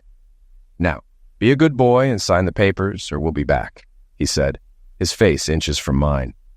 I headbutted him in the nose, feeling the warm blood splatter across my face. Now I had his DNA. I quickly pulled my handkerchief from my pocket and dabbed some of his blood onto it. Screaming, he turned away, clutching his face and cursing at me. I started to black out again, only to be jolted awake when he kicked me in the ribs. I fainted, collapsing against the wall. I woke up slowly, hearing voices, but unable to recognize who they belonged to. I saw vague shapes in the room, but couldn't identify them. Then darkness took over again. The next time I woke, bright sunlight filled the room. I looked around and saw a woman seated in a chair. It took me a moment to recognize her as Cam, the wife of my MMA instructor, Nick Wright. I tried to speak, but my mouth was too dry. I croaked out a sound. Cam came over and pressed the call button. A nurse came in and checked my vitals. She smiled and asked how I was feeling. The ice chips she gave me tasted better than the finest scotch. Cam quickly dialed her phone with one hand while holding mine. "How are you feeling?" "Glad to have you back among the living, Dan. You really scared us for a while," she said. "Like I've been hit by a truck," I croaked. "A truck might have done less damage," she replied with a wry smile. At that moment, a doctor entered. "I'm so glad to see you finally awake. You've been in a coma for 3 days, but I think you're on the mend now." "Doc, could I get something to eat? I feel like I could eat a whole cow. Just pull out the horns and wipe its rear," I groaned. Everyone laughed, but when I tried to join in, the pain in my side made me nearly pass out. The doctor adjusted my pain medication and showed me how to use the button for more morphine. I drifted in and out of a morphine-induced sleep for what seemed like hours. When Nick finally arrived, I realized it had been just over an hour. He filled me in on what happened. I'd been attacked in my home, and the neighborhood watch found my front door open. They called the police and an ambulance, and the officers found Nick's number in my phone under ice, in case of emergency. Either Nick or Cam had been with me ever since. He then described my injuries. A fractured left tibia, shattered radius, 2 cracked ribs, a perforated lung, a damaged kidney, a cracked eye socket, and a broken nose. Other than that, you're fine, he joked, making me smile. When Nick and Cam left to go home, a detective named Graham Coles entered the room. "How much of the attack do you remember?" he asked. I recounted the leader's message. When I mentioned having a DNA sample on my handkerchief, he placed it in an evidence bag, clearly pleased. I closed my eyes for a moment, and when I opened them, the room was empty, shrouded in darkness. The next day, Nick visited and offered to let me stay at his house until I could move around on my own again. I asked him to pick up my mail from my place, and he agreed. I also inquired if he knew a good divorce attorney. He nodded and promised to get back to me. After a bit more conversation, I drifted off to sleep again.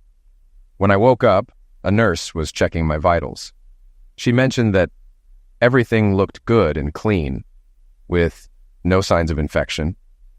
She changed my bandages shortly after they brought me some food. Eating with one arm was tricky, so she had to cut up my meal. I slept well that night and woke up feeling refreshed. The nurse gave me a bed bath, but I didn't react. I was still too sore.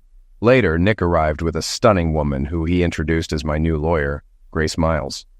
She confirmed that I still had visitation rights for my kids and agreed to take on my case. We reviewed the situation together before she left. Nick stayed with me while I sorted through the mail he had brought. When I opened the DNA results, I initially felt a wave of rage, but then I started to laugh. Neither of the kids was mine. Emily had been cheating on both Jimmy and me, a classic cheater. I explained the situation to Nick once I stopped laughing, and his face went pale. Having had a change of heart, I decided to discuss a settlement. I called Grace and asked her to set up a meeting with Emily, Jimmy, their attorney, and myself at the hospital. She arranged for us to meet the next day in a borrowed office. When Nick wheeled me into the room, my arm and leg in casts, tubes running into my body, Emily looked flawless. My face, like most of my body, was bruised black and blue. Emily seemed shocked at my appearance, while Jimmy just smirked. Staring at them, I began, "Well, I changed my mind after some of your friends visited, and don't bother denying it, Jimmy. The last thing your thugs said was to sign the papers. Who else would want me to sign over the kids without the $2 million incentive?" I handed over the new paperwork my lawyer had prepared. "Your original proposal made it seem like I was selling the kids, and my lawyer explained how that could open me up to human trafficking charges. Nice try, though." Their attorney eyed the documents suspiciously as I continued. "My lawyer and I have drafted a new settlement. Here it is." Grace handed the paperwork to their attorney, with copies for Emily and Jimmy. "Your offer is nothing like ours. Let me break it down for you. I keep my house, everything in it, my savings, my business, both cars, and my wife's jewelry. Additionally, she deposits the $18,000 from her not-so-secret mercantile credit account into my attorney's holding account." "You prick! That's my money! You can't have it!" Emily sputtered, her face turning crimson as a vein pulsed in her neck. Jimmy looked at her in surprise. It seemed he had no idea about her secret account. Gently, he pulled her back into her seat, still smirking. I think that moment put the first nail in the coffin of their relationship. If he hadn't cared so much for the kids, he might have walked out right then. "Sit down and shut up, you cheating liar. The adults are talking," he snapped. Emily went silent, her face shifting from red to pale. "As I was saying before I was rudely interrupted," I continued, "since she earns significantly more than I do, she will also pay me $2,500 a month in spousal support, deposited into my attorney's account. As for the company you both work for, to compensate for destroying my marriage and for my injuries, you will pay me $10 million, net of taxes, into my attorney's account, along with covering all my medical expenses, legal fees, and aftercare costs. This must be paid by 5 p.m. this coming Friday." Jimmy started laughing uncontrollably. "Are you insane? Why should we pay you everything we have? We're only here for 20%. "Excuse me?" I replied. "Did you say 20%? "Yes, 20%, he barked. "I heard you, but do you know what that means?" I asked calmly. "Is this some number you pulled out of thin air to back up your nonsense?" he challenged. "No," I said. "I did thorough research on your company's clients and revenue. Since your company is publicly traded, all this information is readily available online. It's completely legitimate. Now, think about how this will impact your father's congressional campaign. After all, he's running on a family values platform. Then consider your clientele. You have several high-profile entertainment and political clients. One hint of scandal, and they'll abandon you. Next, your advertising branch. You represent 2 children's clothing stores, a baby product company, and a sports goods manufacturer. Every well-known brand will drop you like a hot potato, and you'll be scapegoated at a board meeting when things hit the fan. So, you see, $10 million is actually quite reasonable. Jimmy looked unwell, no longer arrogant. My attorney will send the full amount. It should be in her account by Friday at 5 o'clock. No one had anything else to say, but I could see Jimmy still contemplating his escape. I continued, "Oh, and Jimmy, if you think my disappearance will let you off the hook, I've sent the whole story to 5 out-of-state attorneys. If anything happens to me, they'll notify the media." His defeated expression told me I'd hit the mark. As we walked away, I called out, 5 p.m. Friday. Later, back in my room, Grace asked why I gave in and let Jimmy adopt my children. She glanced at the DNA test results I handed her and laughed. "You clever prick. The kids aren't yours?" "I'm not sure yet. This shows she was cheating on both Jimmy and me. I intend to find out and make sure Jimmy knows." "Dan, I'd hate to be on your bad side. You'd have made a great attorney." "Thanks, but I don't have the eliminator instinct." "You do, you just haven't used it." The doctor visited later, saying I could go home the next day if I had help. I stayed with Nick and Cam for a while, visiting the hospital twice a week to change my dressings and monitor my kidney's recovery. On Friday, I waited nervously for 5 p.m., but my attorney called at 3:30. The money was in the account, $10,861,312. Wow, I was rich. Grace paid her share and transferred the rest to my checking account. Life went on. After 8 weeks of care from friends, I returned home, but the house felt empty and depressing.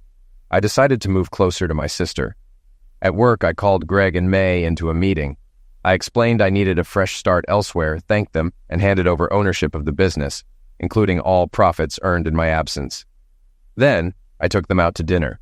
Next, I treated Nick and Cam to dinner and gave them a check for $500,000 for taking care of me. They tried to refuse, but I insisted. It was Jimmy's employer's money, not mine. They finally accepted.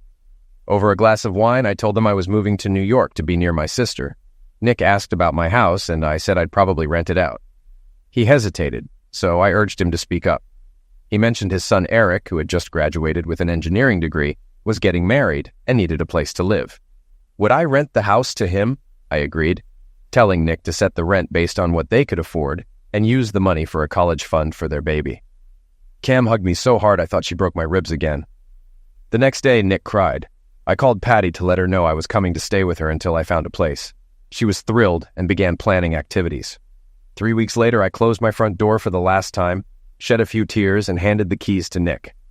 I also left Emily's car title for his son as a housewarming gift. We hugged and promised to stay in touch. After a leisurely 2-week road trip, I arrived at Patty's. She hugged me until I gasped for air. "We're going out to dinner with a friend. Just wear slacks and a shirt," she said. When we got there, Emily's sister Amy was waiting. We went to a casual diner with a bar, and I realized I'd been set up. I was annoyed at first, but I couldn't stay mad at Patty for long, so I decided to go with it. Ami hugged Patty as we reached the table, then, to my surprise, hugged me too, cursing Emily and wishing she'd rot in hell. Amy worked in accounting at an advertising company nearby. The evening went well, with Amy being the first to pull me onto the dance floor. We danced 2 waltzes and a slow song, then returned to Patty, who said, "You two look like a perfect couple." Ami blushed, and I quickly headed to the restroom. The rest of the evening, I danced with both Amy and Patty, avoiding the slow songs. At the end of the night, we put Amy in a cab and called one for ourselves. Patty just laughed and went to bed when we got home, ignoring my complaints about setting me up. The next day, we went house hunting. I preferred a house over an apartment, imagining barbecues and having friends over. Despite the high prices, thanks to being near New York City, I decided to buy with cash. After weeks of searching, I found a 3-bedroom home with separate living, kitchen, and dining areas, a decent yard, and a secure community entrance guarded 24/7. Patty loved it and joked about moving in with me. I had to furnish the house, buying all the essentials like towels, pots, and pans. Luckily, it came with kitchen appliances, but I still had to stock up on food and basics. Ami and Patty were invaluable in helping me, giving the place a homey touch rather than a man cave look. I set up one area as my workspace, complete with a custom motherboard, a top-of-the-line computer, and a fire-resistant safe. Patty and Amy insisted on a housewarming party, inviting their friends since I knew no one around. The plan worked. Soon I was on multiple social media and contact lists. For the next 3 weeks, weekends were filled with parties and barbecues. I barely thought of Emily and enjoyed my new social life. Ami and I grew closer during this time, more than friends, but not quite lovers. One evening, Patty and Amy planned to go to the theater, but Patty canceled last minute, leaving just Amy and me. During the taming of the shrew, Amy reached over and grabbed my hand. This was a surprise since the most we'd done before was a cheek kiss. After the play, we took a taxi to Amy's apartment, but it left before I could head home. I cursed, realizing there wouldn't be another cab this far out of town. Laughing, Amy said, "Then you'd better stay the night." She kissed me deeply, leading me inside. As we got to her bedroom, she asked, "What does a girl have to do to get you to sleep with her?" I figured it was time I made the first move. It was the best night of my life. "Now let me return the favor," I said, to which she replied, "What did you do to me? I've never felt this way before." At 1 p.m., we woke up starving and went to a neighborhood deli for lunch. Back at Ami's place, we talked about what had happened. She confessed she had liked me since we first met and, after my split with Emily, had turned to Patty for help in getting us together. I admitted I was interested in her too, but thought it would be inappropriate to approach my ex-wife's sister. Ami said she appreciated my consideration but had run out of patience, so she and Patty planned the previous night. Then, with a laugh, she texted Patty, "Mission accomplished." Amy drove me home to change. Unlike her sister, Amy didn't pick fights over little things, which made me feel at ease. Patty noticed this and often commented on how happy she was for us.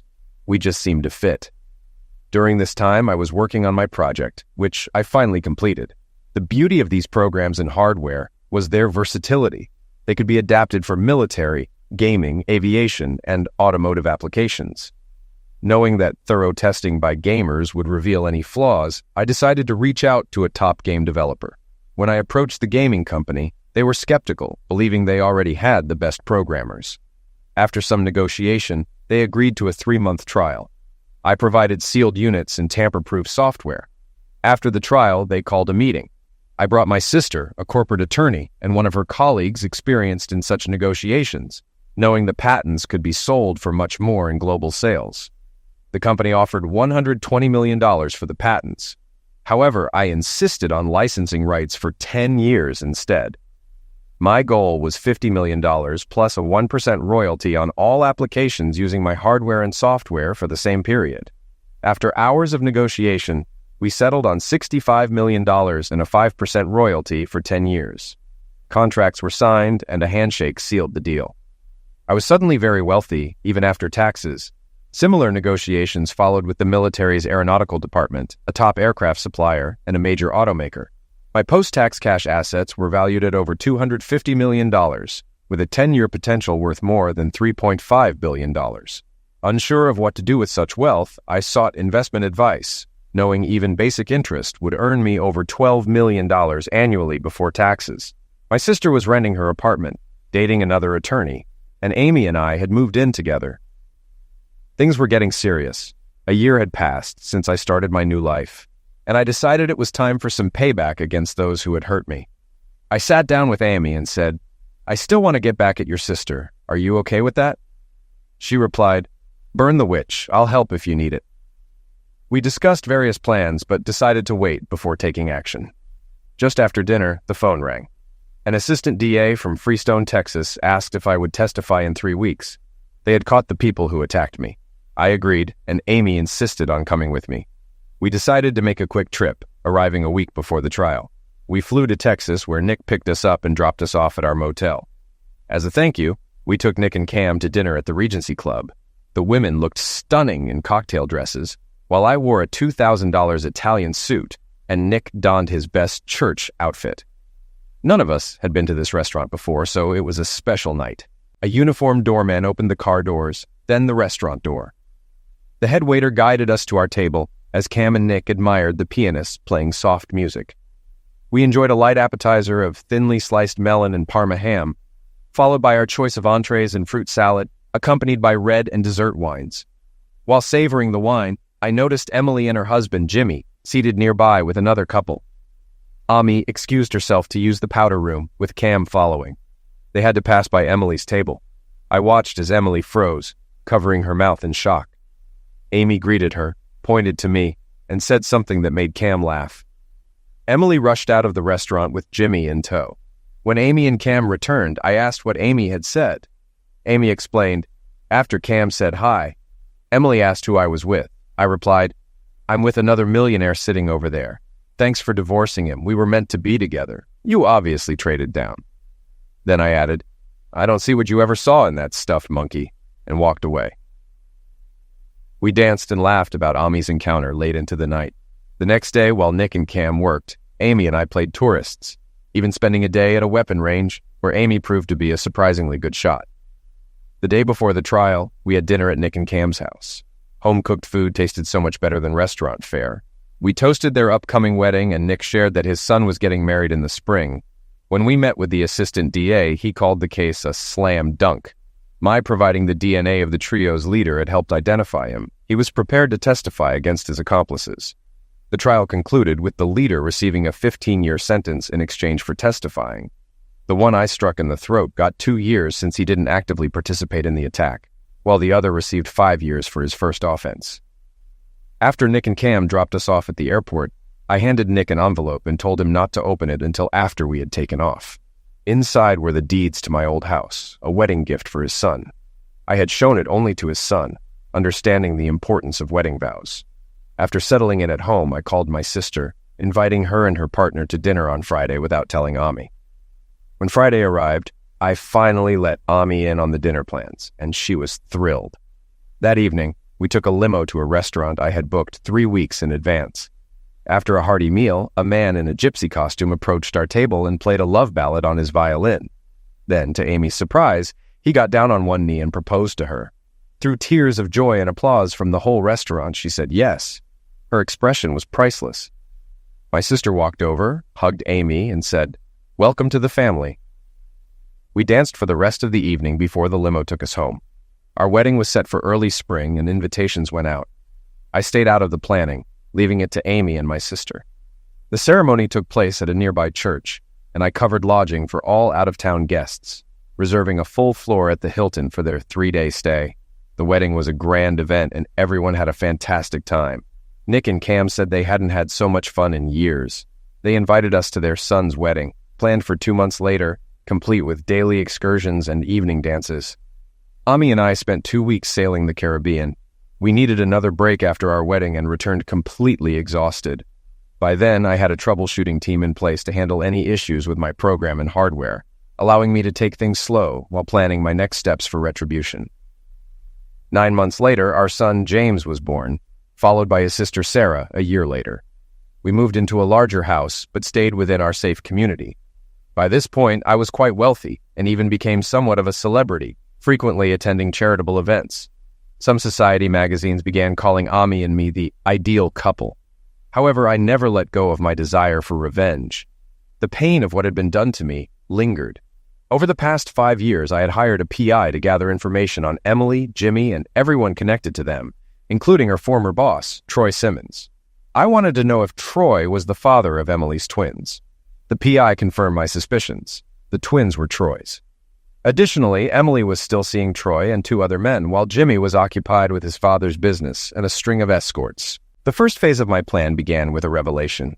I sent Jimmy the twins' DNA results along with Troy's, adding a note that read, "Do the math." This confirmed the twins were not his and revealed Emily's ongoing affairs. I also included evidence of her current infidelities, then stepped back to let the chaos unfold. 2 months later, Nick called to inform me that Jimmy had kicked Emily out, using their prenup to keep the kids he had adopted. She was left with nothing, and no one knew where she had gone. Ami called Emily's parents to see if they had any information, but her father replied, "Don't contact us again," and mentioned he had only wired her a couple of $1,000s. Emily was now feeling the sting of betrayal and loss.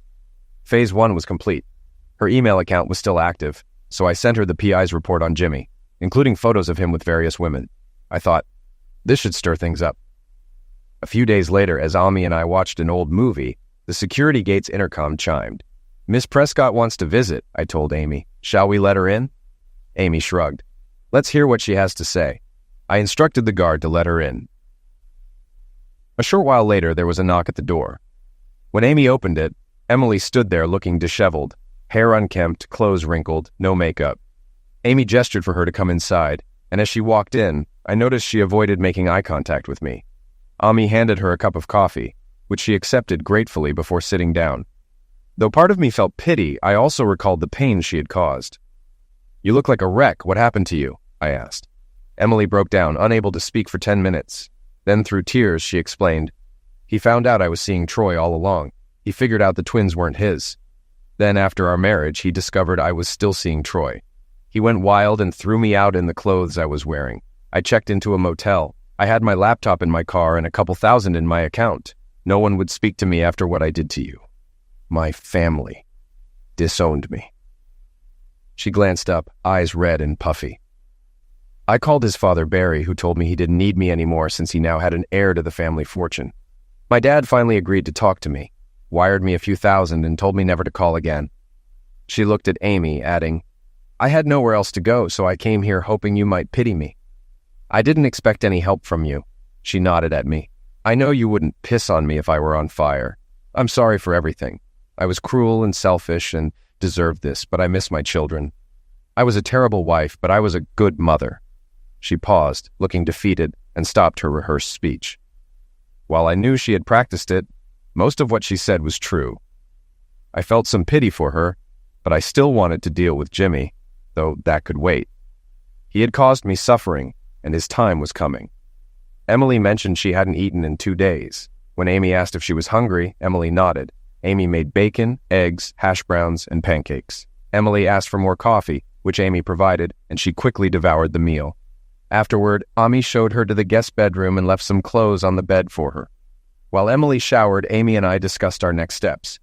"As much as I hate her, she's still my sister. We should help," Amy admitted. I agreed, partly to annoy Jimmy by showing her recovery. For now, we decided to let her stay in the guest room until we found other options. "I'll take her shopping for basics tomorrow," Amy said. Emily came back downstairs looking more rested. We told her the plan for the next few days and she started crying again. Later, we all went to bed. The next morning, Emily prepared breakfast, coffee, and buttered toast. I joined Amy at the table. "Dan, I'm so lucky. I didn't expect this kindness," Emily said.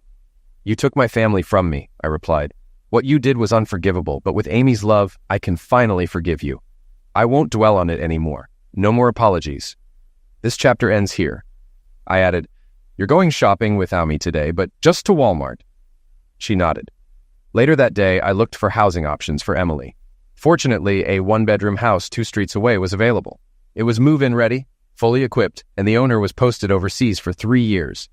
After inspecting it, I paid a year's rent and a security deposit. When the girls returned from shopping, I shared the news. Emily hugged me, thanking me through tears. Amy grinned and blew a kiss. Emily turned to me and whispered, "I don't know what I was thinking when I messed up our marriage. I should never have let you go. Amy, take good care of him. He's the best man you'll ever find." Then she hurried upstairs, hiding her emotions. Alone with Amy, I explained my plans to help Emily and take down Jimmy and his father. We loaded Amy's van and arranged for the rest to be delivered the next day. As Emily shopped for essentials, the girls found a place for everything in the new house. It was like magic, fitting it all in. We chose to support Emily financially, giving her a credit card with a $1,000 monthly limit and $10,000 for her checking account. More hugs and tears followed. That night in bed, Amy said, "I'm glad you didn't kick Emily when she was down." I replied that I hoped she learned her lesson and would treat her next partner better. The next day, we helped Emily settle into her new house, though she insisted on doing most of the work herself. She even invited us over for dinner that night.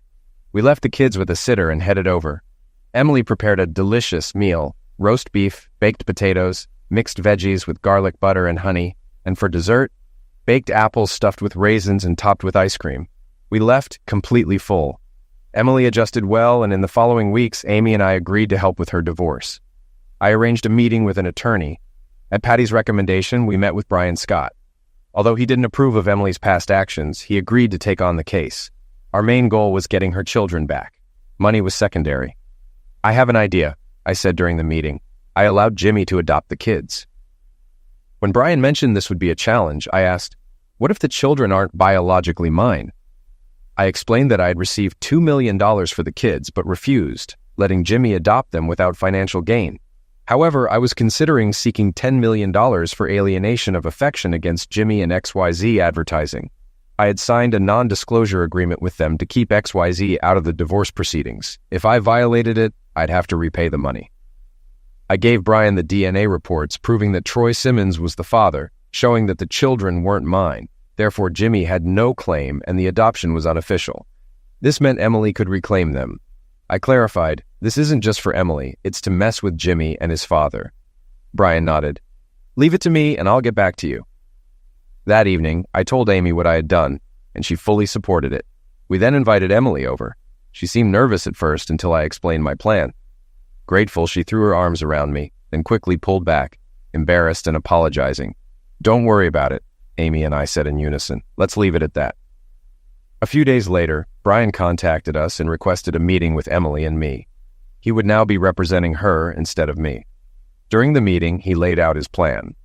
First, he began, we'll file a motion to annul the adoption.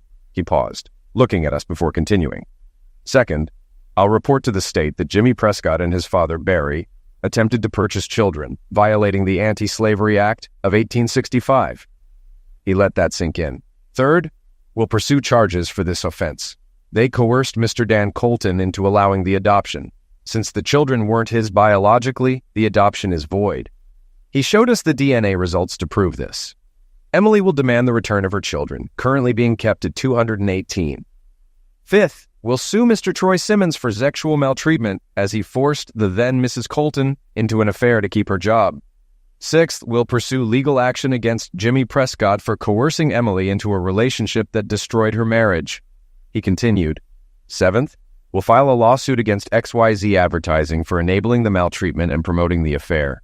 Both CEO Jimmy Prescott and Chairman Barry Prescott knew about the affair and supported it, causing the marriage breakdown. Eighth, we'll charge Troy Simmons with alienation of affection, contributing to the end of Emily's marriage. Ninth, we'll charge Jimmy Prescott for the same reason. 10th, we'll go after XYZ Advertising for failing to include a morality clause in staff contracts despite knowing about the affair. And lastly, 11th, we'll sue XYZ for supporting the affair between Jimmy and Mrs. Colton, which led to the marriage's dissolution. Brian then looked at me and added, finally, Mr. Colton acknowledges he signed an NDA for $10 million and is prepared to repay the amount if he breaks the agreement. We stood there, stunned by Brian's comprehensive plan. Emily, though shaken, seemed ready. I'll handle the fallout, she said. I brought this on myself. Move now, I told Brian, and XYZ will face a media attack targeting Troy Simmons, Jimmy Prescott, Barry Prescott, and the company. Brian nodded, saying he'd be ready in 2 weeks. I was to launch my attack a week later. Leaving Brian's office, I felt justice was within reach. Though Jimmy and Barry put up a legal fight, Brian pressed on. A week later, as planned, I sent all the gathered evidence to every media outlet. The media pounced, camping outside the courthouse and homes of those involved. As expected, XYZ's clients began threatening to cut ties. The board fired Troy Simmons without severance, and to stop the bleeding, Jimmy and Barry Prescott stepped down. XYZ also paid Emily a 7-figure settlement. With my own compensation, I would easily cover the $10 million NDA repayment. The fallout continued.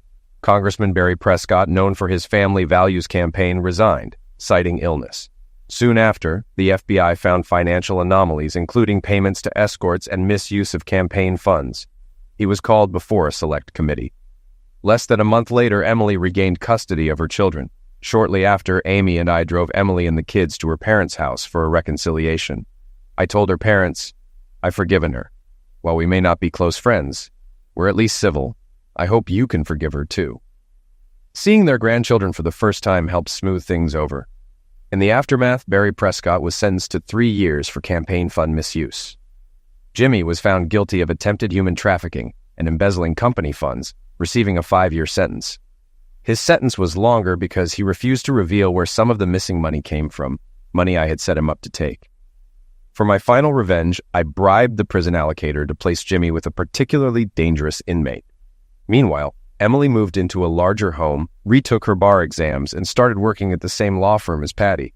Though we didn't socialize much, we occasionally babysat for each other. Emily hasn't dated since. She's focused on her career and children.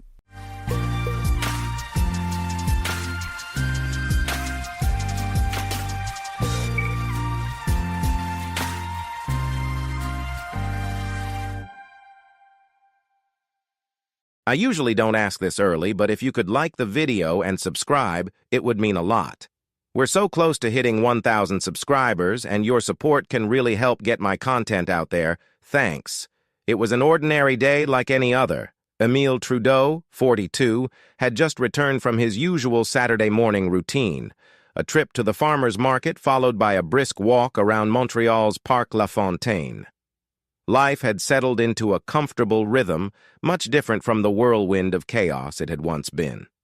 His son, Louis, now 18, was away at university studying mechanical engineering, a far cry from the broken, confused child Emile had comforted through countless sleepless nights.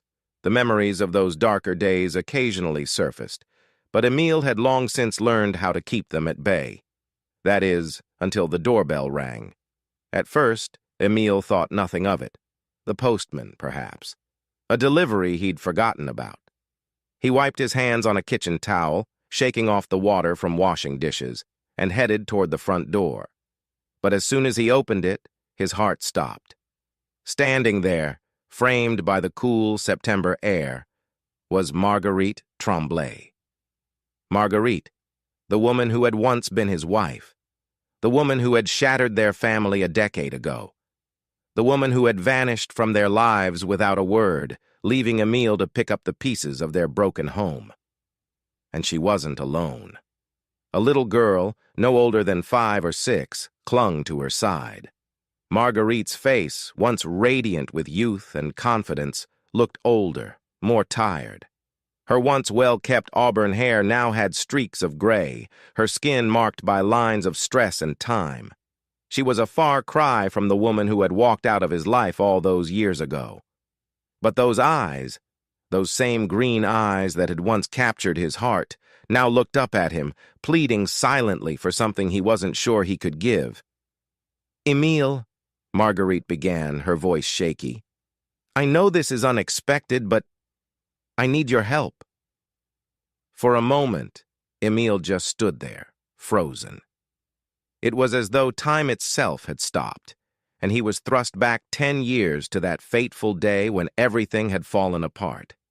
He could still hear the echoes of her final words before she left. "I can't do this anymore. I need to find myself. I need to be happy." Marguerite had left him for another man, a decision that had blindsided Emile.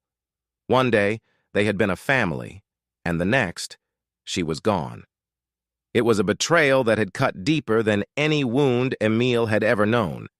And now, after all this time, she was standing at his doorstep, with another man's child no less, asking for something. But what? Forgiveness? Redemption? Emile felt a surge of emotions rising in his chest. Anger, confusion, disbelief. "I made a mistake," Marguerite continued, her voice cracking. She glanced down at the little girl by her side, her hand gripping the child's tighter. "I left because I thought I needed something else, but I was wrong. I see that now. I've been through a lot, Emile. The man I left you for, he's gone. He left me. And now, I don't have anywhere else to go." Emile blinked, trying to process the weight of her words. The sheer audacity of her showing up like this, after 10 years, after all the hurt she had caused, was almost laughable.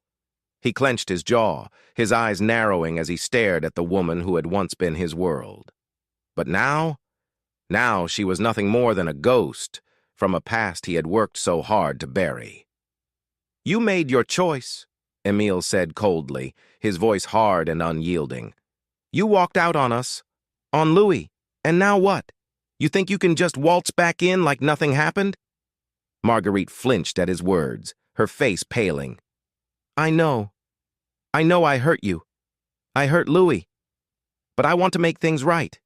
I want to be a family again. I miss him. I miss you." Emile felt his heart twist at the mention of Louis. Their son, who had been only 8 years old when Marguerite left, had been devastated by her departure. He had cried for days, weeks even, asking why his mother didn't love him enough to stay. And now, after all those years of trying to fill that void, of trying to be both father and mother to his son, Marguerite had the nerve to show up and ask to be a part of their lives again? The little girl by Marguerite's side tugged at her sleeve, her eyes wide and confused. "Mommy, who is he?" she whispered. Emil's gaze dropped to the child. She had curly brown hair and freckles dotting her cheeks. Clearly, she wasn't his daughter. Another man's child brought into his life without warning or consent. The thought made his stomach churn. "This is Elise," Marguerite said softly, her eyes flickering with guilt. "She's my daughter, from my previous relationship." Previous relationship, Emil thought bitterly. The same relationship you left me for? His hands clenched into fists, his knuckles white. It was all too much.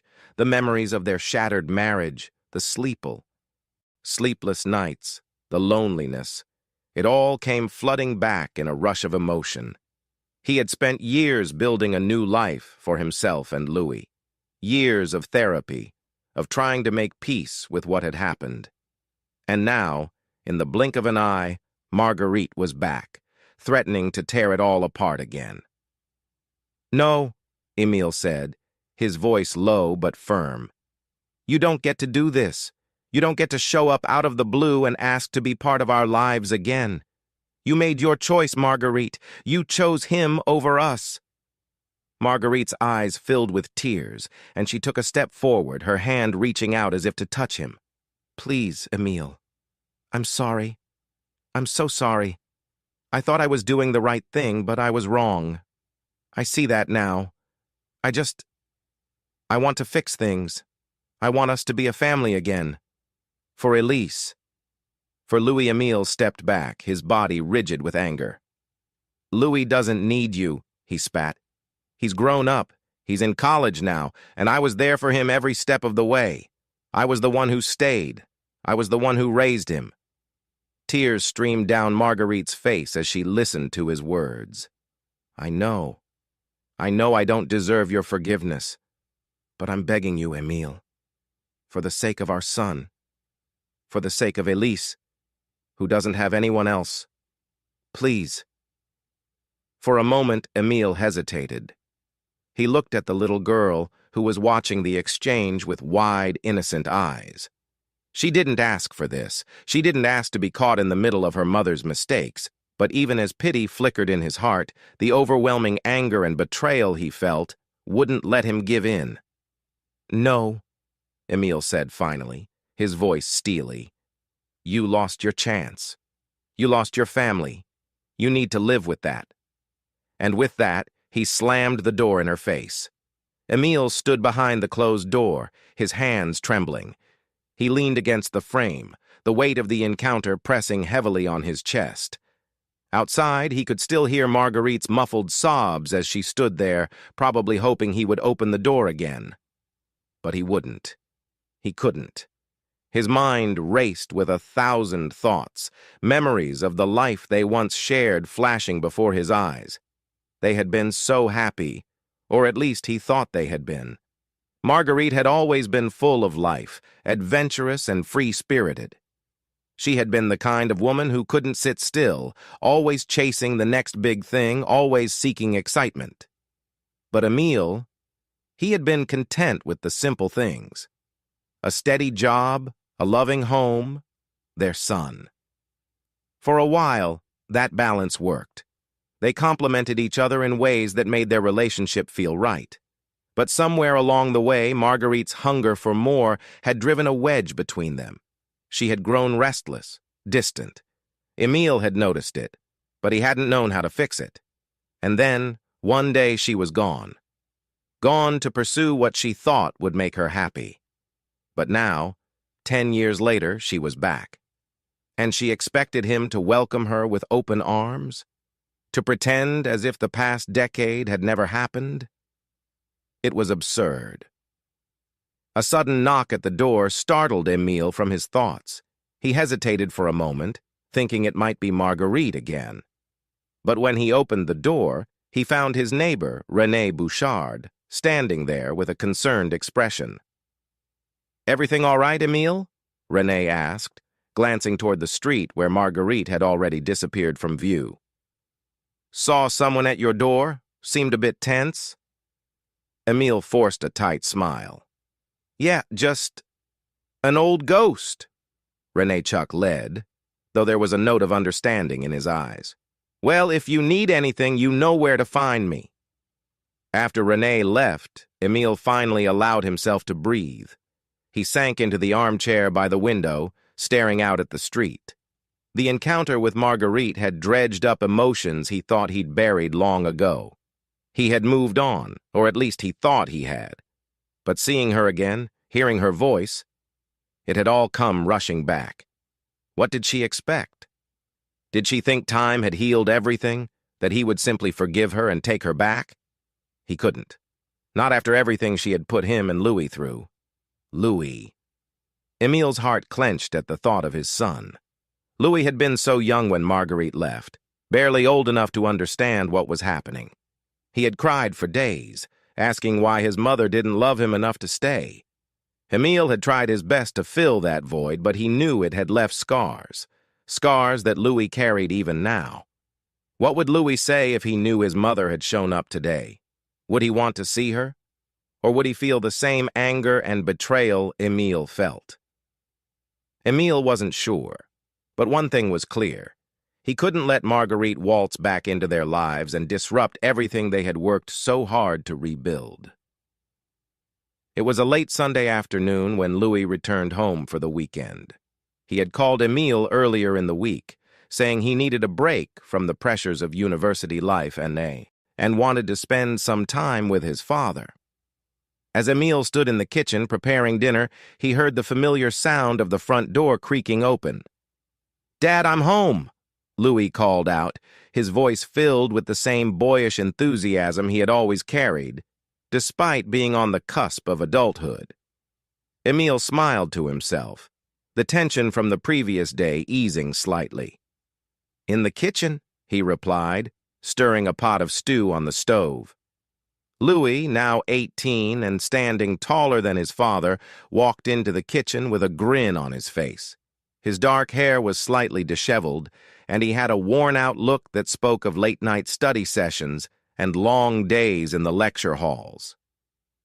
"Smells amazing," Louis said as he grabbed a spoon and dipped it into the stew for a taste. "Hey, wait for dinner," Emile laughed, swatting his son's hand away playfully. "It'll be ready in a bit." Louis leaned against the counter, his expression softening as he looked at his father. "It's good to be home," he said quietly. "I've missed this." Emile's heart warmed at his son's words. Despite everything that had happened, despite all the struggles they had faced over the years, they had built something strong together, a bond that no one, not even Marguerite, could break. As they sat down to dinner, Emile couldn't shake the feeling that he needed to tell Louis about Marguerite's visit. But how? How could he bring up something so painful, something that had the potential to reopen old wounds? After a few moments of silence, Emile finally spoke. "Louis, there's something I need to tell you." Louis looked up from his plate, his brow furrowed in concern. "What is it, Dad?" Emile took a deep breath, his hands gripping the edge of the table. "Your mother. She showed up yesterday." Louis's fork clattered to the table as he stared at his father in shock. "What? Mom? Here?" Emile nodded, his voice steady despite the emotions swirling inside him. "She came to the house. She's got another child, a little girl. She wanted to talk, to be a family again." For a moment, Louis was silent, his face a mask of disbelief. Then, slowly, anger began to seep into his features.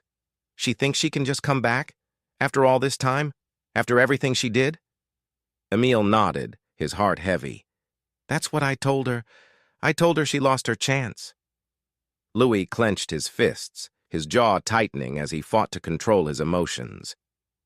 "She doesn't get to do that," he said quietly, his voice shaking with suppressed rage. "She doesn't get to just walk back into our lives like nothing happened." Emile reached across the table, placing a hand on his son's. I know, Louis, and I'm not letting her. I slammed the door in her face. Louis looked at his father, his eyes filled with gratitude and pain. Thank you, Dad, he said softly, for always being there, for never giving up on me. Emile smiled, his heart swelling with pride. You're my son, Louis. I'll always be here for you. Always. The days passed, and the memory of Marguerite's visit began to fade. Life returned to its usual rhythm, with Louis coming home on weekends and Emile continuing his quiet routine. But the encounter had left a lasting impact on Emile, a reminder of the pain they had endured and the strength they had found in each other. One evening, as Emile sat by the fireplace, a knock came at the door once again. His heart skipped a beat, but this time, when he opened it, there was no one there.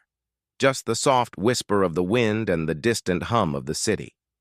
A small envelope lay on the doorstep, with his name scrawled in familiar handwriting. He picked it up, hesitating for a moment before opening it. Inside was a single sheet of paper with a message from Marguerite. Emile, I'm sorry. I truly am. I understand now that I can never undo what I've done, and I can never be the family you and Louis deserve. I hope one day you can forgive me. But I won't ask for it. I'll be moving away with Elise, starting a new life elsewhere. I wish you and Louis nothing but happiness. Marguerite. Emile stood there for a moment, staring at the letter. He felt no anger, no bitterness, just a sense of closure. He folded the letter and tucked it into his pocket, then turned and closed the door behind him. As he sat down by the fire once more, a feeling of peace settled over him. Life would go on, and so would they. Thank you for watching this emotional journey. Do you think Emile made the right choice by shutting the door on Marguerite? Would you have done the same? Share your thoughts in the comments below, and don't forget to like, share, and subscribe for more gripping stories like this one.